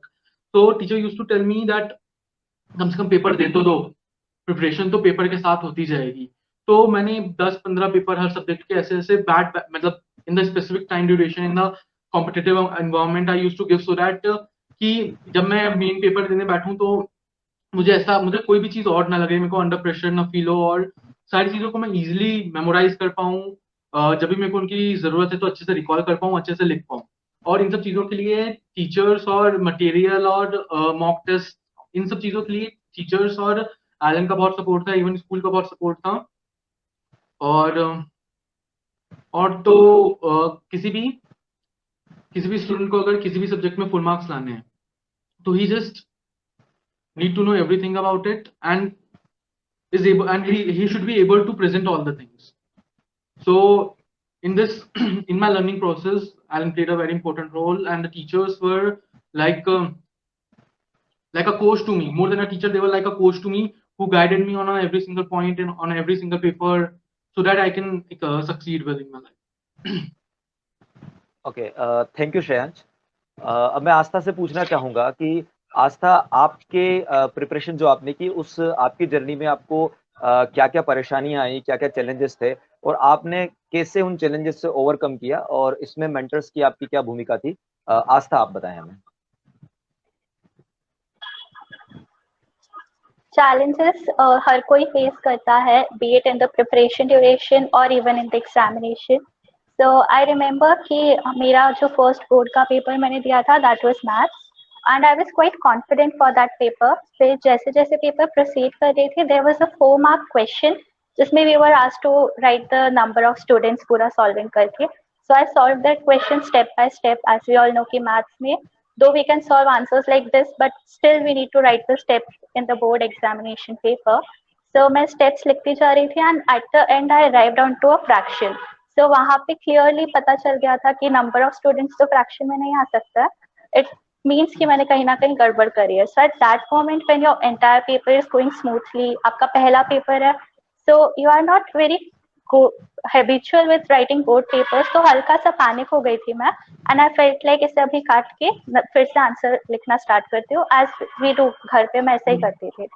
So that moment I calmed myself down, I took a few deep breaths, and I realized कि पहले देख तो लेते इसमें गड़बड़ कहाँ हुई है, and I realized कि जब हम steps copy करते हैं, like मुझसे mistake हो गई थी कि suppose it was 117 एक लाइन में, तो उसे दूसरी लाइन में कॉपी करते टाइम I wrote 177, जिसकी और taking that 177 I solved the entire question. So जिसकी वजह से calculation error था, so last 3 lines में था, उन्हें just strike off करके I corrected that. So paper में भी we panic sometimes जब हमें आंसर नहीं आते हैं, but even for the next papers जब भी ऐसा होता था, I feel like I'm not very clear, I'm not able to remember the key points. I just used to calm down myself and felt that कि relax हो जाओ पहले, and then अपने आप अगर आपने अच्छे से पढ़ाई करी है तो आंसर्स याद आ जाते हैं. So these challenges go on during the preparation and even in the paper. And I would also say कि health issues भी थोड़े बहुत आ जाते हैं, so take very good care of your health during the board exams and even throughout the year, because I remember कि Diwali vacations जब just start हुए थे तभी मुझे डेंगू हो गया था, and I was hospitalized for around 2 weeks.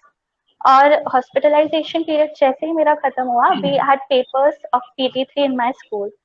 सो दो अच्छी बात ये थी कि मैं तैयारी पहले से कर रखी थी, बट स्टिल रिविजन करे बिना पेपर देने में उतना ज्यादा कॉन्फिडेंट मैं फील नहीं करती हूँ. So I carried the books along to the hospital, और वहाँ पे भी क्योंकि डेंगू हुआ था तो वीकनेस बहुत ज्यादा थी, इसलिए मैं बैठ के बहुत ज्यादा नहीं पढ़ पाती थी. So I used to ask my mother, जो पास में बैठ के she used to read the chapter to me. इस तरह से रिविजन होता था, and she used to ask me questions, मैं आंसर करती थी. एंड मेनी अ टाइम्स क्योंकि वीकनेस काफी ज्यादा हो गई थी तो आंसर भी मैं बोल नहीं पाती थी, सो शी यूज्ड टू से द क्वेश्चंस और मैं आंसर्स दिमाग में सोचती रहती थी. That way the revision went. और कभी खाना वाना खा के जब थोड़ा एनर्जेटिक फील कर रही हूँ, at that time used to practice maths. That week the revision went and जब papers हो गए थे, results were out and I scored quite good marks in all the subjects. So that challenge gave me a confidence afterward कि अगर कभी गलती से तबीयत वगैरह खराब हो जाए, still I can manage to give the paper nicely. And also there were a few emotional challenges. In class 10th, as soon as we entered in the month of May, हमें पता चला कि मेरी जो नानी है उन्हें 4th stage cancer था. So this was an emotional shock for the entire family. हम सब उदास हो गए थे. मम्मा भी बहुत ज़्यादा affect हो गई थी इसकी वजह से. But she soon realized कि इसका effect पूरे घर पे पड़ रहा है and she was brave enough to come out of that situation. और हमें भी जब भी हम लोगों का दिमाग किसी गलत डायरेक्शन में चला जाता था या कुछ गलत विचार आते थे, so she used to divert our minds. So she played a really very important role. Even during the pre-boards, हमें न्यूज मिली कि we had the sad demise of my nanny. So pre-boards मेरे कुछ बचे हुए थे and as I said कि pre-boards are important. That is what I feel and even my parents felt that. तो वहाँ पे भी I had to prioritize कि मैं papers दूँ या फिर जाऊँ.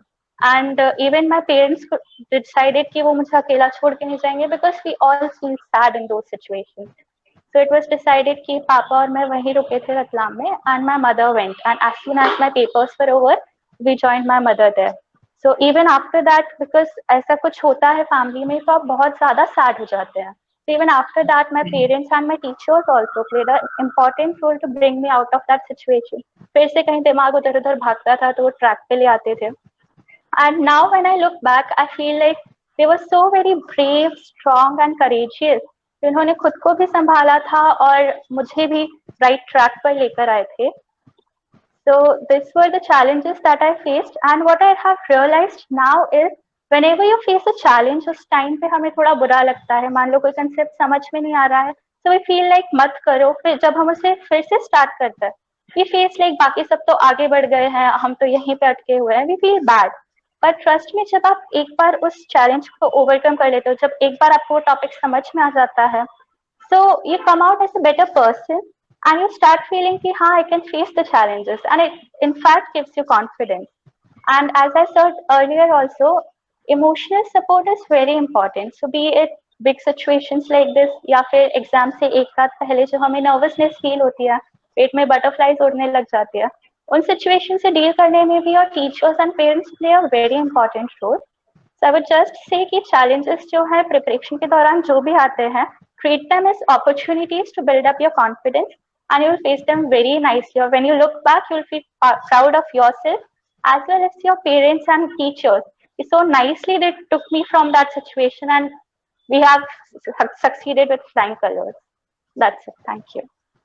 ओके आस्था, आपने जो बताया उसमें मुझे एक पॉइंट निकल के आया है कि आप ये बताएं स्टूडेंट्स को, जैसे आपकी तबीयत खराब हुई थी तो बच्चे अगर ज़्यादा लंबे समय तक पढ़ाई करते हैं तो हेल्थ को कैसे मेंटेन रखें, या डाइट का आपने कोई स्पेसिफिक अलग से कुछ प्लान बनाया हुआ था, किस तरह से आपने अपनी हेल्थ का ख्याल रखा? क्योंकि आपने जैसे बताया आपको डेंगू भी हो गया था, तो कुछ टिप्स दे सकती हैं आप बच्चों को कि किस तरह से वो अपने फूड को पे ध्यान दें या किस तरह से वो मैनेज कर सकते हैं हेल्दी डाइट, या आपने कोई प्लान बनाया था इस तरह से? So one thing very common that I found was students बहुत सी बार breakfast करके नहीं आते थे स्कूल में, जिसकी वजह से जो लंच ब्रेक से पहले के लेक्चर्स होते थे उनकी नजरें टिफिन पे रहती थी और क्लास में ज्यादा अच्छे से कंसंट्रेट नहीं कर पाते थे. So I made it a point कि breakfast मैं रोज करूँ and I used to have all the meals of the day. और towards the end जब बोर्ड एग्जाम्स आने वाले थे, as I said I had suffered from dengue, तो मुझे पता था कि पढ़ाई उस टाइम पे करना जब आपकी तबीयत खराब हो थोड़ा सा डिफिकल्ट हो जाता है. इसलिए बोर्ड एग्जाम्स आने से एक हफ्ता पहले, एक महीना पहले से I stopped eating all the junk and such things and I moved on to घर का खाना and healthy food. Because actually हम जो खाते हैं उसका हमारी हेल्थ पे काफी ज्यादा इफेक्ट पड़ता है और यदि हमारी हेल्थ अच्छी नहीं होती है, क्योंकि मैंने खराब हेल्थ में पढ़ाई कर रखी है, so I know पढ़ना बहुत ज्यादा मुश्किल हो जाता है उस समय में. So it's very important that you eat well. और बोर्ड एग्जाम्स भी जब आप देने जाओ, since the timing we had was around 10 o'clock, so उस टाइम पे भी बहुत से बच्चे खा के नहीं आते थे और एग्जाम देने से पहले ही they used to do vomitings या फिर उन्हें चक्कर आने लगते थे. So never do that. Always have your breakfast. It is equally important to concentrate in the class, and even for writing the papers you need energy. And one more thing is keep yourself hydrated. ऐसा ना हो कि आप paper लिखते लिखते पानी पीना भूल जाए. So I never use to drink much of water. तो मेरी मैम ने मुझसे एक बार बोला था कि यदि कुछ दिमाग में चल नहीं रहा हो या आंसर नहीं आ रहा हो ना, तो पानी पिया करो. उससे दिमाग के पे ब्लड सर्कुलेशन अच्छा होता है एंड यू फील बेटर. सो पानी पीने से वैसा होता है नहीं, I really don't know, but it actually help me keep hydrated. और क्योंकि गर्मियों की सीजन जस्ट खत्म होने वाला होता है when the board exams are running, so drinking water always helps you. So take breakfast nicely, eat healthy, and keep yourself hydrated. That is what I would like to say. Okay, thank you आस्था. श्रेयांश, आप हमें बताएंगे कि आपने other activities और studies को, in short आप बताएं कि आपने अदर एक्टिविटीज और स्टडीज को कैसे बैलेंस किया. So other activities में जैसे कि there are many things like we need to live our life also. So we should मतलब अपन दिन भर बस बैठ के पढ़ नहीं सकते. So we need a relaxation time, we need a break, and even we are having sometimes we have mental breakdown, and to overcome them we need some support from our family, from our teachers, so that कि सारी चीजें इकट्ठा manage हो सके. हमेशा पढ़ना is also not a good option and कभी ना पढ़ना is also not a good option. We should just try to balance everything in our life. Like we should play also, we should talk to our friends, we should spend time with our families, and even in the school there are many curricular activities which are way apart from academics, but we should not indulge a lot in them. We should just try to balance everything. If anytime we analyze that the co-curricular activities are consuming more time than my study time, then I used to just strike off some things, strike off some activities, so that I can get more time for myself and for the academic purposes. And other than that, we need to play well. We should have a proper time, like a half hour or 1 hour, because as I said that मेरे पास सिर्फ 3 महीने थे, तो उस time में भी कुछ करना was very difficult for me. But I used to take a break of half an hour. I used to go outside my house in the garden. I used to roam or just walk in the night. All these things don't सिर्फ अपने body को मतलब relax करने के लिए नहीं होती, वो माइंड को भी रिलैक्स करती है. Even listening to music, all these things just relax our mind for some duration of time. But ये याद रखना चाहिए कि अगर अपन ने 5 मिनट का ब्रेक लिया है तो वो 5 मिनट में ही खत्म हो जाए, so that we can just sit back again. We should complete first we should make our target that in one sitting I will complete this whole chapter or 1.5 chapter, and then I will have a break of 5 to 10 minutes, and then I will complete the next chapter. But if you continuously study for a long period of time, our mind freeze. It's natural. Our mind freeze. Literally तुम कुछ नहीं सोच पाओगे उस time में, because आपने उस point of time में अपने brain की बहुत power use कर चुकी है, and your brain is in a fatigue mode. It needs rest. It needs to relax, and all these things, like other activities as so mentioned, these things make us more happy and ये हमें सिखाती है कि हमें सिर्फ पढ़ने के लिए नहीं जीना है, हमें पढ़ने के लिए नहीं जीना है, हमें जीते जीते पढ़ना है. हमें अच्छी एक लाइफ भी चाहिए, और हम उस अच्छी लाइफ के लिए भी पढ़ रहे हैं, और हमें पढ़ाई भी इतनी इंपॉर्टेंट है जितनी सारी चीजें हैं. So we should just try to balance everything, so that अपनी लाइफ एक ट्रैक में रहे. और बहुत सारे चैलेंजेस आते हैं, challenges individual to individual vary करते हैं. तो हर इंसान को ऐसी हैबिट्स बनानी चाहिए कि वो अपने उस चैलेंज को ओवरकम कर पाए. कि like some have challenges like कि वो अगर एक बार ब्रेक लेते तो वो ब्रेक से वापस स्टडी मोड में नहीं आ पाते. इट्स बिकॉज क्योंकि उनका ब्रेन नहीं मान रहा है, उनके ब्रेन ने बात मान ली है कि ये बंदा ही मतलब वापस नहीं पढ़ना चाह रहा है, तो ठीक है जो काम कर रहे हैं इट्स मोर रिलैक्सिंग. लेकिन इतना भी रिलैक्स नहीं करना, लाइक इतना भी नहीं सोना चाहिए कि उठने के बाद भी नींद है. So we should just try to balance everything. All these things make our life more happy, more cheerful, and we can contribute our time in everything. We can try everything. We should do everything. Like in 10th class also, I did many things like playing with my friends, many things in class also. But the main focus or the main goal or the main aim was the 10th board or the NTSC. So that I should focus on them. I should focus them more I should prioritize them. Like बहुत सारी चीजें हो जाती है कि we need to take decisions and we should be decisive. Like कोई भी अगर अपने सामने कोई भी एक challenge है तो we should have that guts to take the answer, to take the right path or to take the left path. Which path is more suitable for me. We should just know all these things. These things make us more confident about us, because बहुत सारी चीजें होती है कि कभी एक point आ जाता है टाइम, मतलब लाइफ में कभी कभी ऐसे पॉइंट आते हैं कि समझ में नहीं आ रहा है कि क्या करें, तो उस पॉइंट में ही अपन को समझ में आता है कि अपनी प्रायोरिटी क्या है. Like if you have any doubt in any subject, you should just ask it. लेकिन शायद रहने से कोई फर्क नहीं पड़ेगा, क्योंकि अगर आपको वो चीज नहीं समझ में है, आपको वो सब चीज बाद में भी नहीं समझ में आएगी, आप शायद तक बाद में उसे ना पूछे, आप शायद तक भूल जाओ और एग्जाम में आ जाए एंड योर 1, 2 और 3 और 5 मार्क्स माइट बी रिड्यूस्ड. तो ये सारी चीजें भी इंपॉर्टेंट है, पढ़ाई भी इंपॉर्टेंट है और अदर एक्टिविटीज भी इंपॉर्टेंट है. इन सब चीजों को बैलेंस करते रहना चाहिए. That's it. Okay, thank you Shreyansh. तो इन शॉर्ट हम ये कह सकते हैं कि you have to keep yourself healthy. आप एक बैलेंस डाइट लें और फिजिकल एक्टिविटीज पर भी ध्यान दें और कीप योरसेल्फ हाइड्रेटेड. ये कुछ बेसिक पॉइंट्स निकल के आए हैं.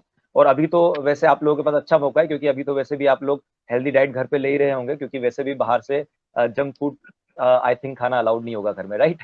तो वैसे ही ऑटोमेटिकली ये चीजें बैलेंस हो जाएगी. तो आपको इसको ईयर लॉन्ग इस जो अच्छी आदत बन जाएगी, इसको ईयर लॉन्ग अपने साथ रखना है. तो हमने ये सारी चीजें जानी, अभी सारे पॉइंट्स जाने एक्सपर्ट से, और बच्चों से हमने ये जाना कि उन्होंने कैसे अपना सफर तय किया, कैसे चैलेंजेस को ओवरकम किया. अब मैं आपको एक छोटा सा इंट्रोडक्शन देना चाहता हूँ कि एलन में हम लोग किस तरह से बच्चों के साथ मेहनत करते हैं. तो कुछ बेसिक पॉइंट्स मैं आपके साथ शेयर करना चाहता हूँ बच्चों. एलन का जो मेन कंसेप्ट है दैट इज मेंटरिंग. तो जिस तरह से श्रेयांश ने भी बताया कि श्रेयांश की मेंटरिंग एलन में किस तरह से हुई थी, तो हम लोग मेंटरिंग पर खूब ध्यान देते हैं. मेंटरिंग इन द सेंस कि मेंटर्स को हम एलन पापा कहते हैं, यानी कि mentors will keep I on the student, और स्टूडेंट की हर परेशानी को मेंटर दूर करते हैं यहाँ पर. इसके अलावा क्लास 10th बोर्ड की जहां तक बात है, तो क्लास 10th बोर्ड की फुल प्रूफ प्रिपरेशन करने के लिए there are number of test. जैसे कि श्रेयांश ने बताया कि मॉर्निंग में भी एक टेस्ट होता था, इवनिंग में भी टेस्ट होता था. तो there are multiple test in same day. एक ही दिन में बहुत सारे टेस्ट होंगे, चैप्टर वाइज टेस्ट भी होंगे और फुल सिलेबस टेस्ट भी होंगे. उसके बाद जो टेस्ट होते हैं उनका evolution at the same day किया जाएगा और आपको आपके स्कोर्स बताए जाएंगे. साथ में ये भी बताया जाता है कि आपने कौन से क्वेश्चन के आंसर लिखने में कहाँ गलती की है और आपको नेक्स्ट पेपर में उस गलती को रेक्टिफाई करना है. तो इतना आप कह सकते हो कि कीन ऑब्जर्वेशन होता है और इतना डिटेल्ड एनालिसिस होता है पेपर का, और उसके बाद आपकी गलतियों को सुधारा जाता है ताकि आप परफेक्ट 100 स्कोर ला सकें. लास्ट ईयर हम लोगों ने एक कोहिनूर हॉस्टल है हमारा, वहां पर इसी साल हम लोगों ने कुछ बच्चों को रखा हुआ था, क्लास 10th के बच्चों को एक आइसोलेटेड एनवायरनमेंट देने के लिए. तो जो बच्चे चाहते हैं यहाँ पर कि जो अपने आप को प्रूव करते हैं, तो उनको एक आइसोलेटेड एनवायरनमेंट भी हम प्रोवाइड करते हैं, ताकि जो बाहर डिस्ट्रक्शंस हैं, कई बार ऐसा होता है कि घर पे गेस्ट आते हैं, घर पे बहुत सारी एक्टिविटीज होती हैं, फैमिली फंक्शंस होते हैं, तो बच्चा डिस्ट्रैक्ट हो जाता है. तो उस डिस्ट्रैक्शन को ओवरकम करने के लिए हम लोग आइसोलेटेड एनवायरनमेंट भी बच्चों को प्रोवाइड करते हैं. और एक्सपीरियंस फैकल्टी टीम हमारे पास है, जो कि जिसमें ऐसे मेंबर्स हमारे साथ जुड़े हुए जो कई वर्षों से बोर्ड एग्जाम के पेपर बनाते, बोर्ड एग्जाम के आंसर शीट को इवेल्युएट करते हैं, और हेड एग्जामिनर्स भी चेकिंग के समय वो लोग होते हैं. तो अगर आप इस जर्नी में जुड़ना चाहते हैं एलन के साथ, और आप भी एक सफलता हासिल करना चाहते हैं और अपनी मंजिल को हासिल करना चाहते हैं, तो एक बोर्ड का हम लोगों ने कोर्स लॉन्च किया है, जिसके बारे में आप लोगों को शायद पता हो. ये कोर्स स्टार्ट हो चुका है, जिसमें क्लास 10th बोर्ड के जो स्टूडेंट्स हैं वो केवल इंदौर में नहीं, इंदौर के बाहर से भी जो स्टूडेंट्स हैं वो जुड़ सकते हैं, क्योंकि प्रेजेंट कंडीशन को, प्रेजेंट सिचुएशन को देखते हुए हम लोगों ने ये निर्णय किया है कि ये जो कोर्स होगा ये 2 तरीके से चलाया जा सकता है. यानी कि ईयर लॉन्ग, साल भर हम इसे ऑनलाइन भी रखेंगे, और अगर स्टूडेंट चाहता है तो वो ऑनलाइन मोड को ऑफलाइन मोड में कन्वर्ट कर सकता है और वो हमारे सेंटर पर आकर भी स्टडी कर सकता है जब सारी सिचुएशंस नॉर्मल हो जाएगी तब. इसके बाद, इसके साथ साथ इस कोर्स में सबसे बड़ी बात ये कि करंट सिचुएशन को देखते हुए, जैसे कि हम लोग ये भी देख रहे हैं कि कुछ इकोनॉमिक पॉइंट ऑफ व्यू से भी प्रॉब्लम्स है, और तो इस तरह से इस की जो फीस रखी गई है दैट इज 27,000 रुपीज, जिसमें आप इसे ज्वाइन कर सकते हैं. साथ ही में इसमें आपको 10th बोर्ड के लिए सोशल साइंस, साइंस, मैथमेटिक्स और इंग्लिश सब्जेक्ट्स पढ़ाए जाएंगे. PDF कंटेंट भी दिया जाएगा, और जो मेंटरिंग है, जो एलन की सोल है, वो मेंटरिंग, आप भले ही हमसे दूर रहेंगे पर मेंटरिंग आपकी रहेगी। व्हाट्सएप ग्रुप बनाए जाते हैं, व्हाट्सएप ग्रुप पे जो मेंटर्स होते हैं, जो एलन पापा होते हैं, वो continuously are in contact with the students, और आपकी हर समस्या को हल करने के लिए वो एक सुदृढ़ दीवार की तरह हमेशा आपके पीछे खड़े होते हैं। तो आप लोगों के पास भी एक सुनहरा अवसर है कि आप बहुत ही आसानी से जहां आप हैं वहीं पे आप इस कोर्स से जुड़ सकते हैं, और ऑनलाइन आप एग्जाम, जो ऑनलाइन जो कोर्स है वो आप ले सकते हैं। तो ये मेरी तरफ से जो मैं आप लोगों के साथ शेयर करना चाहता था। अब क्लास 10th के इम्पोर्टेंस को, क्योंकि कई बार ऐसा होता है कि हम लोग ऐसा सुनते हैं कि क्लास 10th की मार्कशीट का क्या इंपॉर्टेंस है, क्लास 10th का कहाँ काम आएगी, ऐसे जो डिस्कशंस होते हैं। तो ऐसे डिस्कशंस या ऐसे क्वेश्चंस के आंसर्स को खोजने के लिए हमारे साथ हमारे जो एक्सपर्ट्स हैं, जो 11th 12th और 11th 12th और IIT JEE और नीट के कई बच्चों का मार्गदर्शन कर चुके हैं, हमारे साथ विवेक श्रीवास्तव सर जुड़े हुए हैं। तो मैं विवेक श्रीवास्तव सर को हैंड ओवर करना चाहूंगा कि वो बताएं कि क्लास 10th का इंपॉर्टेंस क्या है, and how it act as a bridge between the further examinations like IIT JEE and NEET. So Vivek Shrivastava sir जुड़ेंगे हमसे और हमें गाइड करेंगे। Thank you Deepak sir. और मैं सुनाई दे रहा हूँ, मेरी आवाज आ रही है आप लोगों? जी सर। जी जी जी। जितने भी इस लाइव में गार्जियन जुड़े हैं, सम्मानित गार्जियन हैं, बच्चे हैं, उन सबको मेरी तरफ से नमस्कार। और दीपक सर, ये बात बिल्कुल सही है, हालांकि ये बात मजाक में कही जाती है कि जो 10th की मार्कशीट है वो केवल बर्थ सर्टिफिकेट का काम करती है। लेकिन वास्तव में ऐसा है नहीं। असल में अगर हम ध्यान दें तो हम किस युग में जी रहे हैं, तो एक ही लाइन में इसका आंसर है कि हम कंपटीशन के इरा में हैं, यानी प्रतियोगिता के युग में हम जी रहे हैं। और आप माने ना माने, बच्चे जो हैं वो जाने अनचाहे इस रेस में शामिल तो हो गए हैं। अब हमारे पास दो विकल्प हैं, दो ऑप्शन है। या तो हम इस रेस को या इस कंपटीशन को या इस सिस्टम को केवल कोसते रहें और उसके बदलने की प्रतीक्षा करें, या फिर यह है कि इस रेस को जीतने के लिए हम अपना एक रास्ता निकाल लें। निश्चित रूप से दूसरा वाला जो रास्ता, जो विकल्प है, वही हम चुनना चाहेंगे। ये दोनों बच्चे जो आपके सामने बैठे हुए हैं, ये दोनों एग्जाम्पल है कि इन्होंने बिना स्ट्रेस के भी 10th में इतना अच्छा स्कोर किया है। यानी इस रेस को जीतने के लिए बच्चे पर बहुत अधिक दबाव की जरूरत नहीं होगी। बहुत छोटी छोटी बातें हैं जो इन दोनों बच्चों ने शेयर की है, और अगर उसको हम इंप्लीमेंट कर लें, उसको यदि हम ध्यान से देखें, तो आपको लगेगा कि कंपटीशन के इस जीवन में भी, कंपटीशन की इस दौड़ में भी हम बहुत आसानी से जीत सकते हैं, कुछ थोड़े से साधन और तरकीबों के साथ में। माइक्रोसॉफ्ट के जो फाउंडर हैं बिल गेट्स, उनसे एक बार पूछा गया कि आपकी परिभाषा में सफलता क्या है, तो उन्होंने बहुत अच्छा और बहुत इंटरेस्टिंग जवाब दिया था, और आप भी जानते हैं। उन्होंने कहा किसी काम को अच्छे से करना ये असफलता है। तो लोग आश्चर्यचकित हुए। तो उन्होंने कहा मेरी बात पूरी होने दीजिए। और उन्होंने कहा किसी काम को बहुत अच्छे से करना ये सफलता है। इसका मतलब ये हुआ कि अच्छे से करना यानी to be good is a compulsion, but आज जो जरूरत है वो एक्सीलेंस की है। यानी किसी काम को अच्छे से करना ये असफलता, किसी काम को बहुत अच्छे से करना ये सफलता है। इसका मतलब आपको एक्सीलेंट होना पड़ेगा। और वास्तव में अगर देखा जाए तो आज जो हमारे आगे भविष्य में जो करियर में जिस हम आएंगे, उसमें दो चीजों की जरूरत सबको पड़ती है। वो है, उसमें से एक है अकाउंटेबिलिटी और दूसरा है आपकी सिंसियरिटी।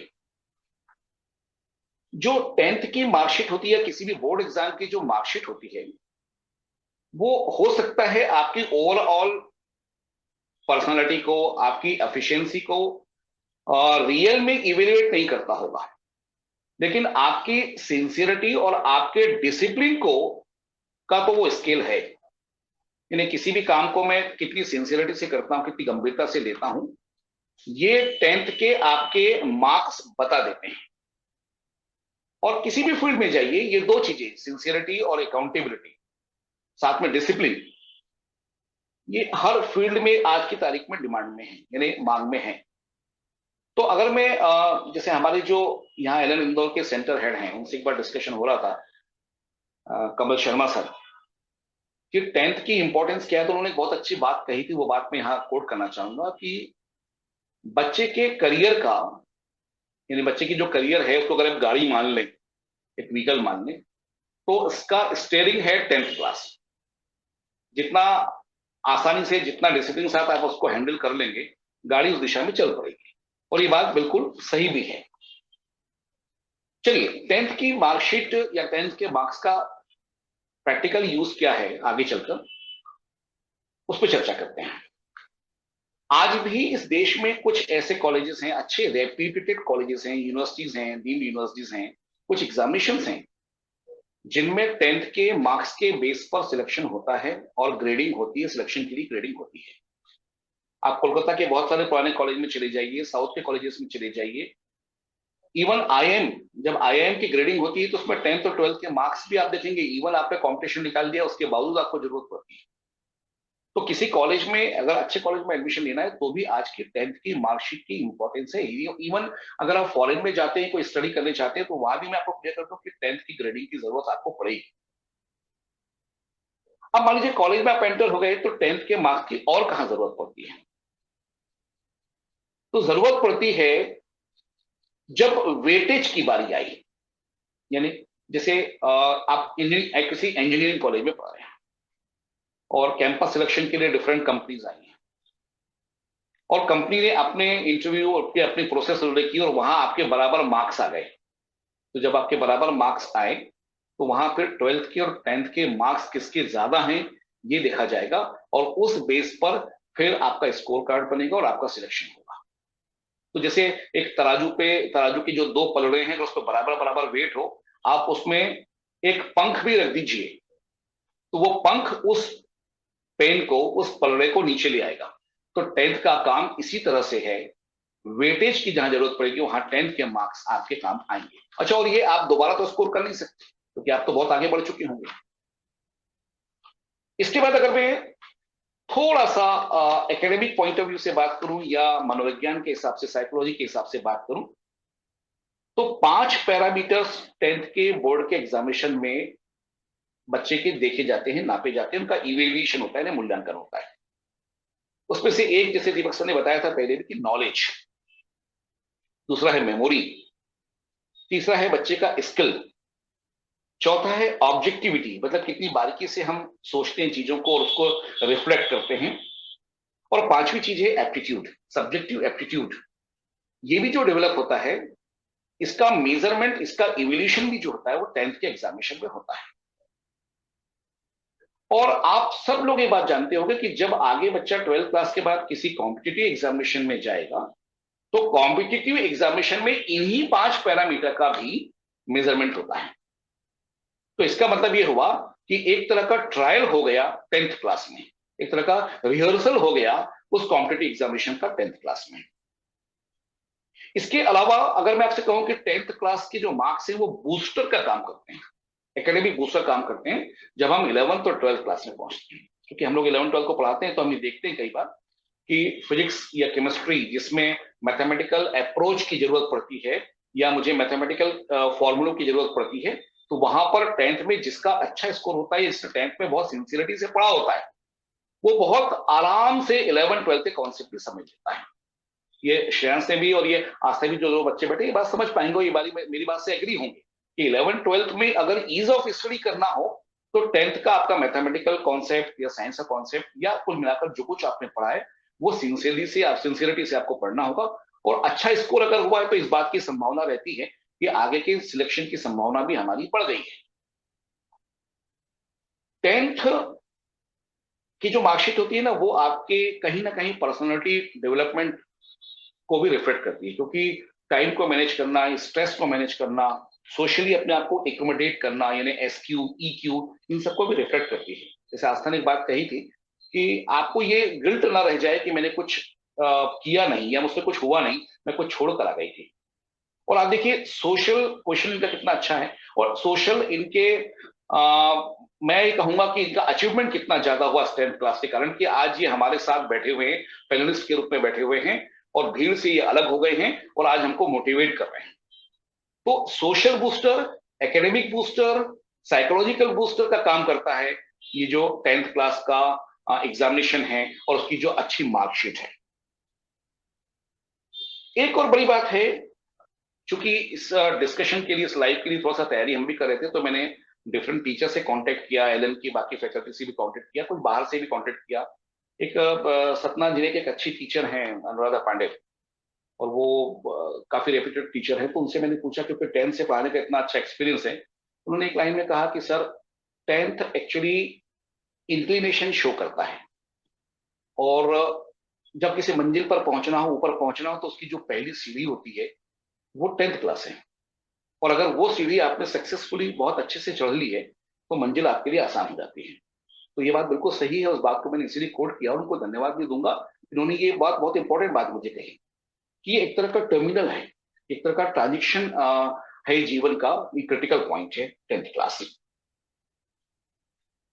अगर मैं थोड़ा सा और आगे बढ़ूं कि 10th क्लास की मार्कशीट आपके लिए कितना काम करती है, तो मैं आपको एक लाइन में कह सकता हूं कि आपको इस्टेब्लिश करने में, यानी आपके करियर को, आपके सोशल एग्जिस्टेंस को इस्टेब्लिश करने में 10th क्लास ही एक टूल है, एक साधन है जो आपको इस्टेब्लिश करती है, और आपको कहीं ना कहीं वो इनहांस करती है आपके परफॉर्मेंस को। मैं अपनी बात, चूंकि समय हमारे पास सीमित है, मैं अपनी बात, एक और टीचर हैं राजेश विश्वकर्मा, जो जबलपुर में बहुत रेप्यूटेड फिजिक्स की फैकल्टी है, उन्होंने मुझे बात कही और अच्छी लगी मुझे, कि आप चलिए 10th के मार्कशीट को बर्थ सर्टिफिकेट भी मान लीजिए या बर्थ का डॉक्यूमेंट भी मान लीजिए, और आपको कहीं ना कहीं वो प्रेजेंट करना है। तो जब प्रेजेंट ही करना है तो उसको अच्छे ढंग से प्रेजेंट करिए। यानी किसी को, मान लीजिए मुझे कोई ड्रेस गिफ्ट करना है, अब मैं उसको क्रश हो, प्रेस ना हो, अजीब सी ड्रेस हो, मैं जाके सीधे उसके हाथ में पकड़ा दूं तो कितना खराब लगता है। हम उसको बकायदा प्रेस करते हैं, उसको ठीक से पैक करते हैं, उसको रैप करते हैं सुंदर पैकेट में और फिर देते हैं। तो जब 10th की मार्कशीट हमको कहीं प्रोड्यूस करनी ही है तो उसको हम अच्छे से करें। जो बेटर है, जो बेस्ट हमारे पास ऑप्शन था, वो ये कि हम 100 में आउट ऑफ 100 मार्क्स लेकर अगर हम आ रहे हैं, हम अच्छा प्रेजेंटेशन करें। तो मेरी तरफ से 10th की मार्कशीट को लेकर ये विषय मैं यहाँ पे समाप्त करूंगा, और फिर से मैं वापस भूपेंद्र भावसार सर को ही माइक सौंपूंगा। Thank you very much.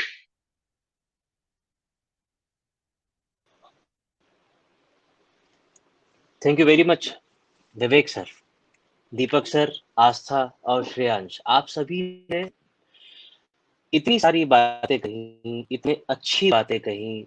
काफी सारे बच्चों ने, काफी सारे पेरेंट्स ने जो इस सेशन के दौरान जुड़े हुए हैं, उन्होंने आप लोगों को धन्यवाद दिया है इतने अच्छे सेशन के लिए, इतनी अच्छी टिप्स के लिए, इतनी अच्छी ट्रिक्स के लिए, and they are feeling highly motivated.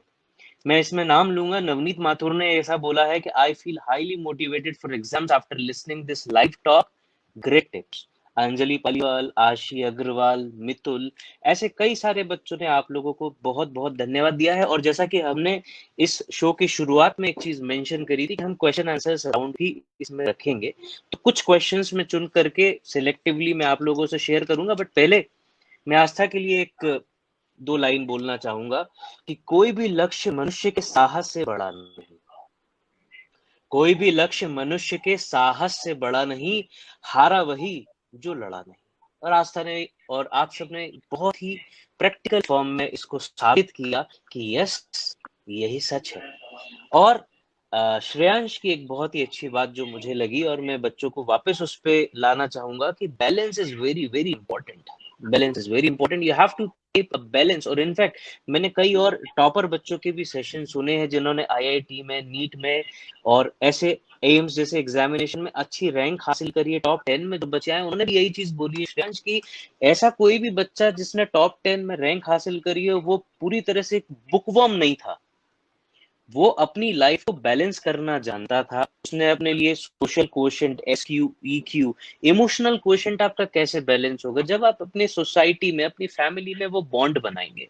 जैसे आप सोशल क्वोशेंट के लिए आपको सोशल होना पड़ेगा, तभी आपके ब्रेन के सारे पार्ट्स एब्सोल्युटली फंक्शनिंग पोजीशन में आएंगे और आप अपने ब्रेन का 100%, तो खैर शायद पॉसिबल नहीं है, बट जितना भी परसेंट पार्ट हमारे ब्रेन का हम यूज कर सकते हैं उसको 100% एफिशिएंसी के साथ में यूज कर पाएंगे। तो balance of life, balance is very very important. I appreciate you. और यहाँ पर जो कुछ क्वेश्चंस हैं, मैं उन क्वेश्चंस को, कुछ क्वेश्चंस आस्था के साथ चाहूंगा, तो आस्था आप तैयार रहे, मैं आपको कुछ क्वेश्चंस पूछना चाहता हूँ। आस्था से क्वेश्चन ऐसा पूछूंगा जैसे, हालांकि आस्था ने उन क्वेश्चंस के जवाब फिर भी दे दिए हैं, फिर भी मैं आस्था से वापस, स्वाति दीक्षित ने पूछा है how can I improve my writing skills, और वहीं पे सीमा सिंह ने पूछा है कि मैं सोशल साइंस के लिए कुछ टिप्स मुझे बता दें, और मिथुल खेमानी ने इसमें पूछा है हिंदी के लिए। और एक और क्वेश्चन मैं इसी के साथ में इंक्लूड करना चाहूंगा कि अंजलि पालीवाल ने यहाँ पे कुछ क्वेश्चन पूछा है, what if you take a break and the link to study breaks, what do you do then. ये कुछ सवाल ऐसे हैं जो कि आप ऑलरेडी जवाब दे चुके हैं इनके, फिर भी मैं एक हाईलाइट देने के लिए आपसे एक या दो लाइन में इनके जवाब चाहूंगा। सोशल स्टडी के लिए टिप्स, हिंदी के लिए टिप्स, ब्रेक लेने के बाद आपको कैसे, अगर स्टडी की लिंक ब्रेक होती है तो आप क्या करते हैं, और अपने राइटिंग स्किल्स को कैसे इम्प्रूव किया जा सकता है। आस्था। राइटिंग स्किल्स के लिए एज आई सेड स्टार्टिंग में मैं भी बहुत ज़्यादा कॉन्फिडेंस नहीं थी, so what I used to do was एक दो क्वेश्चंस या तो टीचर्स से ले लिए, या फिर if you read the newspaper very carefully, उसमें एक एडिटोरियल सेक्शन जो होता है उसमें भी काफ़ी अच्छे टॉपिक्स डिस्कस होते हैं, उन्हें भी मैं पढ़ती रहती थी। इंग्लिश न्यूज़पेपर हुआ या हिंदी न्यूज़पेपर हुआ, तो उससे आपकी एक तो वोकैबुलरी एनहांस होती है, साथ ही साथ आपको कुछ कोट्स मिल जाते हैं जो आप अपने राइटिंग स्किल्स में डायरेक्टली यूज कर सकते हैं। So that is one thing that I did. और प्रैक्टिस करते रहना, बहुत ज्यादा नहीं, मंथ में 3-4 लिख लिए, वीक में एक आध लिख लिया, तो उससे आपका ना फ्लो बना रहता है। That is I think which helps in writing skills. Coming on to Hindi, I would say one thing is that, am I audible? Yes, Asta. Yes. One thing I would like to say that Hindi के लिए we take it very lightly, you know, हमें लगता है कि हम रोज तो बोल रहे हैं तो हिंदी के लिए स्पेशली क्या पढ़ना, बट रोज बोलने में और पेपर लिखने में there is a difference, and as I said vocabulary plays a very important role in language. यदि आप ये बोले कि वो पर्वत दिखाई देने लग गया, and if you say कि वो पर्वत दृष्टिगोचर हो गया, तो वो जो दृष्टिगोचर वर्ड आपने बोल दिया, that is what creates an impact. So I think rich vocabulary is important and read the chapters nicely. Hindi में हम बहुत सी बार क्या मिस्टेक करते हैं कि हमने स्टोरी पता कर ली बस लेसन में क्या है, and that's enough. आपको मेरे हिसाब से ऐसा ना करके आपको पूरी लाइन अच्छे से पढ़नी चाहिए। बहुत सी बार यदि आपने प्रीवियस ईयर्स पेपर्स देखे हैं तो वो चैप्टर से ही एक लाइन उठा के दे देते कि आप इसका भाव समझाइए, किस प्रसंग में ये कहा गया है। तो हिंदी को भी थोड़ा सीरियसली लेना होगा, and you can then score very nicely in Hindi. और ग्रामर में हिंदी में as I had to work upon it, आप एक कोई से भी ग्रामर की बुक ले लीजिए, मुहावरे वगैरह है रोज के 10 पढ़ते जाइए, तो हिंदी यदि आप सिंसियरली करेंगे तो बहुत इजी सब्जेक्ट लगेगा आपको। And coming on to social science, as I said आप थोड़ा बहुत उसे रियल लाइफ से रिलेट करें, and Shreyansh said a very nice point कि आप कीवर्ड्स जो है वो अपने दिमाग में रखें कि अगर नॉन कोऑपरेशन मूवमेंट है तो यू शुड नो कि वो क्यों स्टार्ट हुआ था, किसने स्टार्ट किया था, कब स्टार्ट हुआ था, उसमें क्या हुआ था और वो एंड कैसे हुआ। तो ये फ्लो चार्ट यदि आप अपने दिमाग में रखेंगे तो उससे रिलेटेड कोई भी क्वेश्चन आएगा, you would be able to answer that very nicely. I think I have answered all the questions. Is there anything left, sir? Thank you very much Aastha, thank you very much. अब मैं आप सभी बच्चों को सिर्फ एक ही बात बोलना चाहता हूँ कि सोचने से कहाँ मिलते हैं साहब तमन्नाओं के शहर, सोचने से कहाँ मिलते हैं साहब तमन्नाओं के शहर, चलना भी जरूरी है मंजिलों को पाने के लिए। तो all these tips and tricks provided to you are the pathway. आप इन पे चलना शुरू करें, आगे बढ़े, इन टिप्स का इस्तेमाल करें और अपने इस सफलता के सपने को हकीकत में बनाएं। ठीक है, इसी दिशा में प्रियंकी माहेश्वरी ने एक क्वेश्चन पूछा था कि इस 10वीं क्लास में जैसे हमें एनटीएसी भी देना होती है और बोर्ड के एग्जाम भी होते हैं, तो ये काफी इम्पोर्टेंट क्वेश्चन है जो कि मैं चाहूंगा कि श्रेयांश इसका जवाब दे कि इनमें क्या उनको टारगेट बनाना चाहिए। एक सब्जेक्ट, एक टारगेट बनाना चाहिए एनटीएससी का या उनको बोर्ड की तरफ फोकस करना चाहिए? और एक और सवाल जो मैं चाहूंगा, श्रेयांश जवाब ऑलरेडी वैसे तो दे चुके हैं क्योंकि उन्होंने बोला था कि इस साइंस जैसे सब्जेक्ट में भी आपको हार्ट एंड सोल देना पड़ रहा है, you have to put your heart and soul down there. But फिर कुछ बच्चों ने पूछा है कि बायोलॉजी के लिए, फिजिक्स के लिए, आस्था पटौदी ने पूछा है फिजिक्स के लिए, विनीता अग्रवाल जी ने पूछा है, आदित्य पाटीदार ने पूछा है बायोलॉजी के लिए। तो साइंस को लेकर के आपकी क्या टिप्स एंड ट्रिक्स हैं, वो एक बार कुछ सिर्फ की पॉइंट्स के रूप में हम इसको क्लोजिंग पॉइंट्स मान सकते हैं बच्चों के लिए। और एनटीएससी और बोर्ड, ये एक इम्पोर्टेंट विषय रहेगा। श्रेयांश, मैं आपकी राय जानना चाहूंगा इस बारे में। सो मेनली सबको लगता है कि NTSC is a very difficult examination because क्योंकि उनके जो सिलेबस है एनटीएससी और स्कूल बोर्ड बिल्कुल भी ओवरलैप नहीं करते। अगर आप अच्छे से देखें तो जो बोर्ड का सिलेबस है उसके पैरेलल चलता है एनटीएससी का syllabus in maths and science, but in social it is a little different because in social the MP board of 9th and 10th we have to complete for NTSC, which is entirely different because it focuses more on our Indian history and all things, and our NCERT focuses more on like French Revolution, Nazism and all the things outside the countries also, जिसकी वजह से क्या होता है कि अपन को लगता है कि या तो सिर्फ अपन एनटीएससी कर सकते हैं या तो सिर्फ अपन स्कूल बोर्ड के लिए प्रिपेयर कर सकते हैं, लेकिन it's not like that. You have to just prioritize some things like whenever you sit to study what is your aim at that time, what is your aim? If you want to study for NTSC, study like that. मतलब तुम अगर NTSC के लिए पढ़ने बैठे हो तो you should just solve the objective question, not the subjective. Just don't see them, just you just at that point, at that hour, at that 1 or 2 hour, whatever time you study, आपको बस इतना सोचना चाहिए कि उस वक्त school आपके दिमाग में नहीं है, आपका उस वक्त आपके बोर्ड उस वक्त आपके दिमाग में नहीं है जब आप एनटीएससी का पढ़ रहे हैं, तो आप उसको अच्छे से पढ़ सकते हैं। और जब आप बोर्ड का पढ़ रहे हैं, स्कूल की चीजें पढ़ रहे हैं, सीबीएसई रिलेटेड चीजें पढ़ रहे हैं, तो उस वक्त एनटीएससी करके कोई चीज एग्जिस्ट ही नहीं करती। अगर आप इन दोनों चीजों को सिर्फ एक टाइम पे एक ही, मतलब उस एक दिन में भी आप दो दो चीजें पढ़ सकते हैं, लेकिन जब आप एक चीज पढ़ने बैठे तो आप ये मत सोचे कि मेरे को अभी बोर्ड का भी पढ़ना है, अगर आप एनटीएससी का कर रहे हैं, और अगर आप बोर्ड का कर रहे हैं तो आपको ये नहीं सोचना चाहिए कि एनटीएससी भी है। लेकिन आपको एक प्लान बना के रखना चाहिए कि अगर आप अपने शेड्यूल को दो भाग में काट सकते हो, like in the morning time, in the evening time, तो morning time I will study about NTSC, and night time उस टाइम में ज्यादा दिमाग की जरूरत नहीं है। तो जो सब्जेक्टिव चीजें जिनको रीड करना है तो वो उस टाइम के लिए रख सकते हैं अपन। तो उसकी वजह से अपने पास एनटीएससी और स्कूल दोनों के लिए एक क्लियर बाउंड्री बन जाती है, जिसकी वजह से अपन दोनों चीजों को इजिली मैनेज कर सकते हैं। और अगर आपको दोनों ही चीजों में सक्सेसफुल होना है तो आपको just at the point of, जब आपके पास ऐसे डिसीजन लेने के टाइम आया तब आपको सोचना चाहिए कि आपको क्या करना है, उस वक्त आपके लिए क्या ज्यादा इंपॉर्टेंट है। अगर एनटीएससी में सिर्फ 1 महीना बचा है तो आप दिन के, अगर आप जितने भी घंटे पढ़ते हैं, मतलब it varies from individual to individual, आप जितने भी घंटे पढ़ते हैं, अगर आपको मालूम है कि 1 महीने बाद एनटीएससी है, तो आपको अपने टाइम का 3/4 ऑफ आवर, मतलब आपका टाइम आपको एनटीएससी में डिवोट करना चाहिए और 1/4 स्कूल की स्टडी में, क्योंकि स्कूल या फिर बोर्ड की स्टडीज से आप ऐसे सेपरेट नहीं हो सकते, आप डिटैच नहीं हो सकते। आपको थोड़ा सा उसको अपने साथ रखना पड़ेगा, क्योंकि अगर आप फिर एकदम से देखेंगे तो सारी चीजें जैसे मैंने एनटीएससी दी थी, जस्ट आफ्टर 2-3 डेज मेरा प्री बोर्ड स्टार्ट हो गया था, तो मैं प्री बोर्ड के लिए भी उतना ही डिवोटेड था। क्यों? लेकिन बस उस वक्त मैं इतने अच्छे से शायद तक आंसर नहीं कर पाया, लेकिन जो मैं 1/4 ऑफ माई टाइम दे रहा था स्कूल और बोर्ड रिलेटेड चीजों को, वो उस ड्यूरेशन में सारी चीजें मैं कम से कम एक स्पीड के साथ तो कर रहा था, एक कंसिस्टेंसी के साथ तो कर रहा था जिसकी वजह से बाद में मुझे शायद तक प्रॉब्लम नहीं है। और साइंस के लिए, साइंस तो हर इंसान की, मतलब हर इंसान अलग होता है, किसी को साइंस पसंद है, किसी को मैथ्स, किसी को सोशल, किसी को लैंग्वेज पसंद होती है।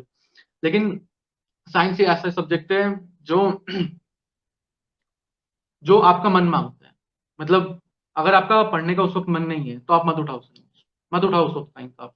लेकिन आप ऐसा नहीं कर सकते कि आपने 1 दिन नहीं पढ़ा, 2 दिन नहीं पढ़ा, 3 दिन नहीं पढ़ा, पूरे हफ्ते नहीं पढ़ा, आप ऐसा नहीं कर सकते। बस उस 1-2 घंटे के लिए आप साइंस को छोड़ दो और कुछ और पढ़ लो जो आपको इंटरेस्ट है। लेकिन जब आपको साइंस करना है तो आपको मालूम है मुझे ये करना है तो सबसे पहले आपको कोई भी टॉपिक उठाना है, जैसे कि फिजिक्स में अगर ले लेते हैं, एक एक करके बताता हूँ। जैसे फिजिक्स में अगर आपको ऑप्टिक्स लेना है या कुछ भी लेना है, तो आप ऑप्टिक्स को उठाइए, उसको स्टार्टिंग से एक फ्लो चार्ट की तरह अपने दिमाग में बैठाइए कि उसमें ऐसी ऐसी चीजें हैं, ये ऐसे ऐसे पैटर्न में चलता है, और उस स्किल को मास्टर करने की कोशिश करिए। आपको उस वक्त बाकी सब्जेक्ट नहीं सोचना है, आपको बस उस वक्त साइंस सोचना है, आपको साइंस में वो टॉपिक सोचना है, आपको उसके बारे में जो भी मालूम है आप सब उस वक्त एक बार बस पढ़ लीजिए, है ना, फिर उसके ऊपर क्वेश्चंस कर लीजिए, तो शायद तक वो कंसेप्ट आपका स्ट्रांग हो जाए। बायोलॉजी ऑलमोस्ट सोशल के जैसा ही होता है, तो उसमें आपको कीवर्ड्स और फ्लो चार्ट बहुत इंपॉर्टेंट है। और chemistry chemistry is like a mixture of physics and bio. उसमें थोड़ी चीजें मेमोराइज करनी है, तो आपको उसको मेमोराइज करना पड़ेगा। मेमोराइज कैसे करें, तो आप सबसे पहले बस उसको एक बार रीड करिए, नहीं हुआ याद कोई बात नहीं, दूसरी बार रीड करिए, नहीं हुआ याद कोई बात नहीं, छोड़ दीजिए। फिर आप उसी दिन रात को या फिर किसी भी और टाइम एक और बार रिवाइज करिए, गारंटी आपको 70 to 80% याद है। अब आपको तीसरी बार रिवाइज करने के बाद आपको 70 to 80% याद है। अब बस जब भी आपके सामने क्वेश्चन आए, और मतलब आप उसके बेसिस में और क्वेश्चन करिए कि वो 70 to 80% टूवर्ड्स 100% चले जाए, और आप अच्छे से आंसर कर पाए उसको किसी भी चीज में, एनटीएससी में भी, स्कूल के एग्जाम में भी।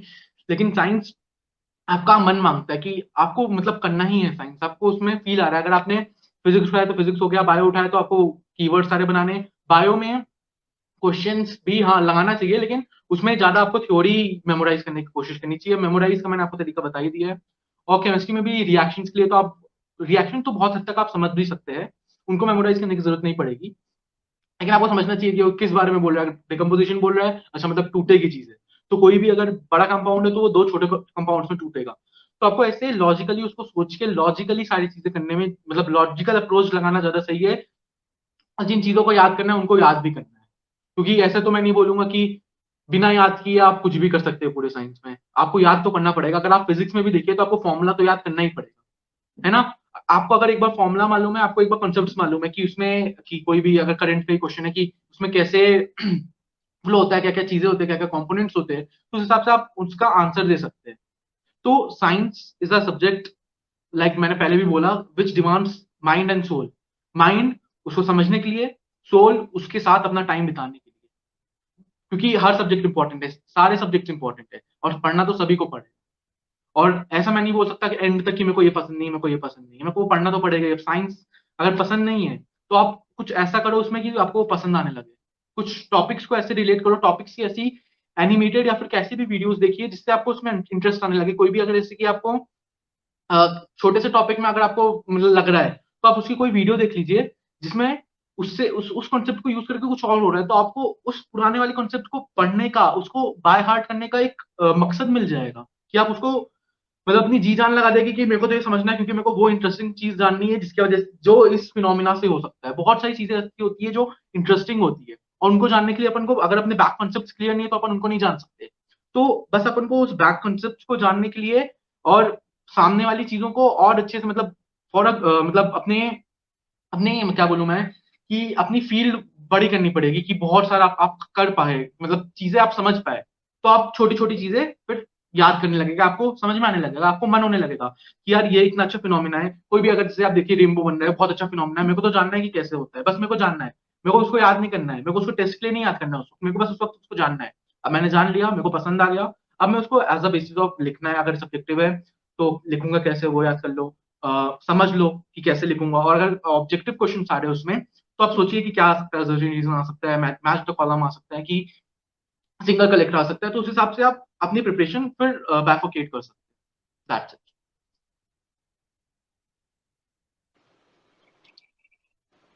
Thank you very much, Shreyansh.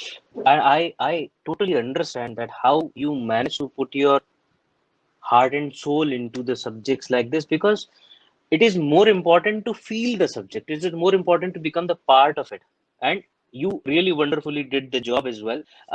Deepak sir, मैं एक क्वेश्चन आपसे पूछना चाहता हूँ कि शुभ जैन ने ऐसा पूछा है कि in this period of lockdown how we can score good in exams as there is no school, no coaching, no practicals, and in online classes the time is very less. मतलब this is something I suppose कि आपको जवाब देना चाहिए दीपक sir.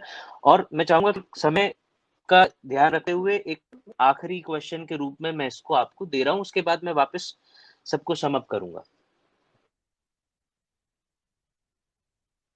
जी sir, बिल्कुल। बहुत अच्छा question पूछा है, क्योंकि देखिए किसी भी सिक्के के दो पहलू होते हैं। अगर आप उसे प्रॉब्लम कहना चाहें तो ये आपका पॉइंट ऑफ व्यू, और या फिर आप उसे अपॉर्चुनिटी भी कह सकते हैं। तो आप इस समय को प्रॉब्लम ना मानते हुए इसे एक अपॉर्चुनिटी माने, क्योंकि आप अगर आज की पूरे टॉक शो का अगर आप सार निकालेंगे, एक्सट्रैक्ट निकालेंगे, तो वहां पर उभर के एक महत्वपूर्ण बिंदु आता है कि self study is the of success, यानी कि सबसे ज्यादा समय आपको सब्जेक्ट के साथ बिताना है। जैसा श्रेयांश ने हमको बताया कि आपको सब्जेक्ट से प्यार करना है, हमें आस्था ने बताया कि हमें सब्जेक्ट्स की हमको समझना है कि सब्जेक्ट्स हमसे क्या चाहता है। तो ये वो समय है जिसमें आप सेल्फ इवेल्यूएशन कर सकते हैं।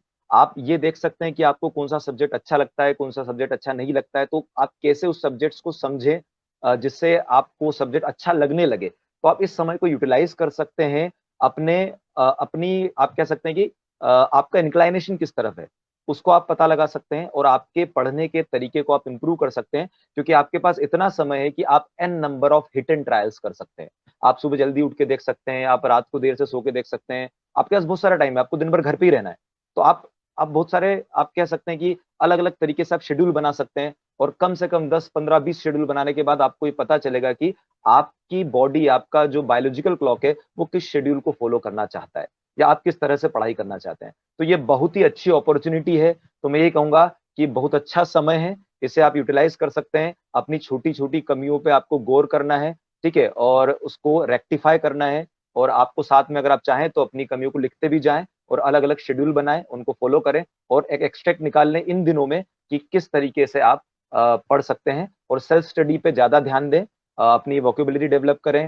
आप इंग्लिश के लिए नॉवेल और न्यूज़पेपर वगैरह पढ़ सकते हैं, जैसा कि आस्था ने बताया, और बाकी सब्जेक्ट्स के नोट्स बना सकते हैं आप इस समय में, और आप फ्लो चार्ट बना सकते हैं। और ये फ्लो चार्ट और नोट्स आपको एग्जाम के समय में बहुत काम आएंगे, क्योंकि जब स्कूल खुल जाएंगे, कोचिंग्स खुल जाएंगे, तब आपको इतना समय नहीं मिलेगा नोट्स बनाने के लिए। So very kind of you, Deepak sir.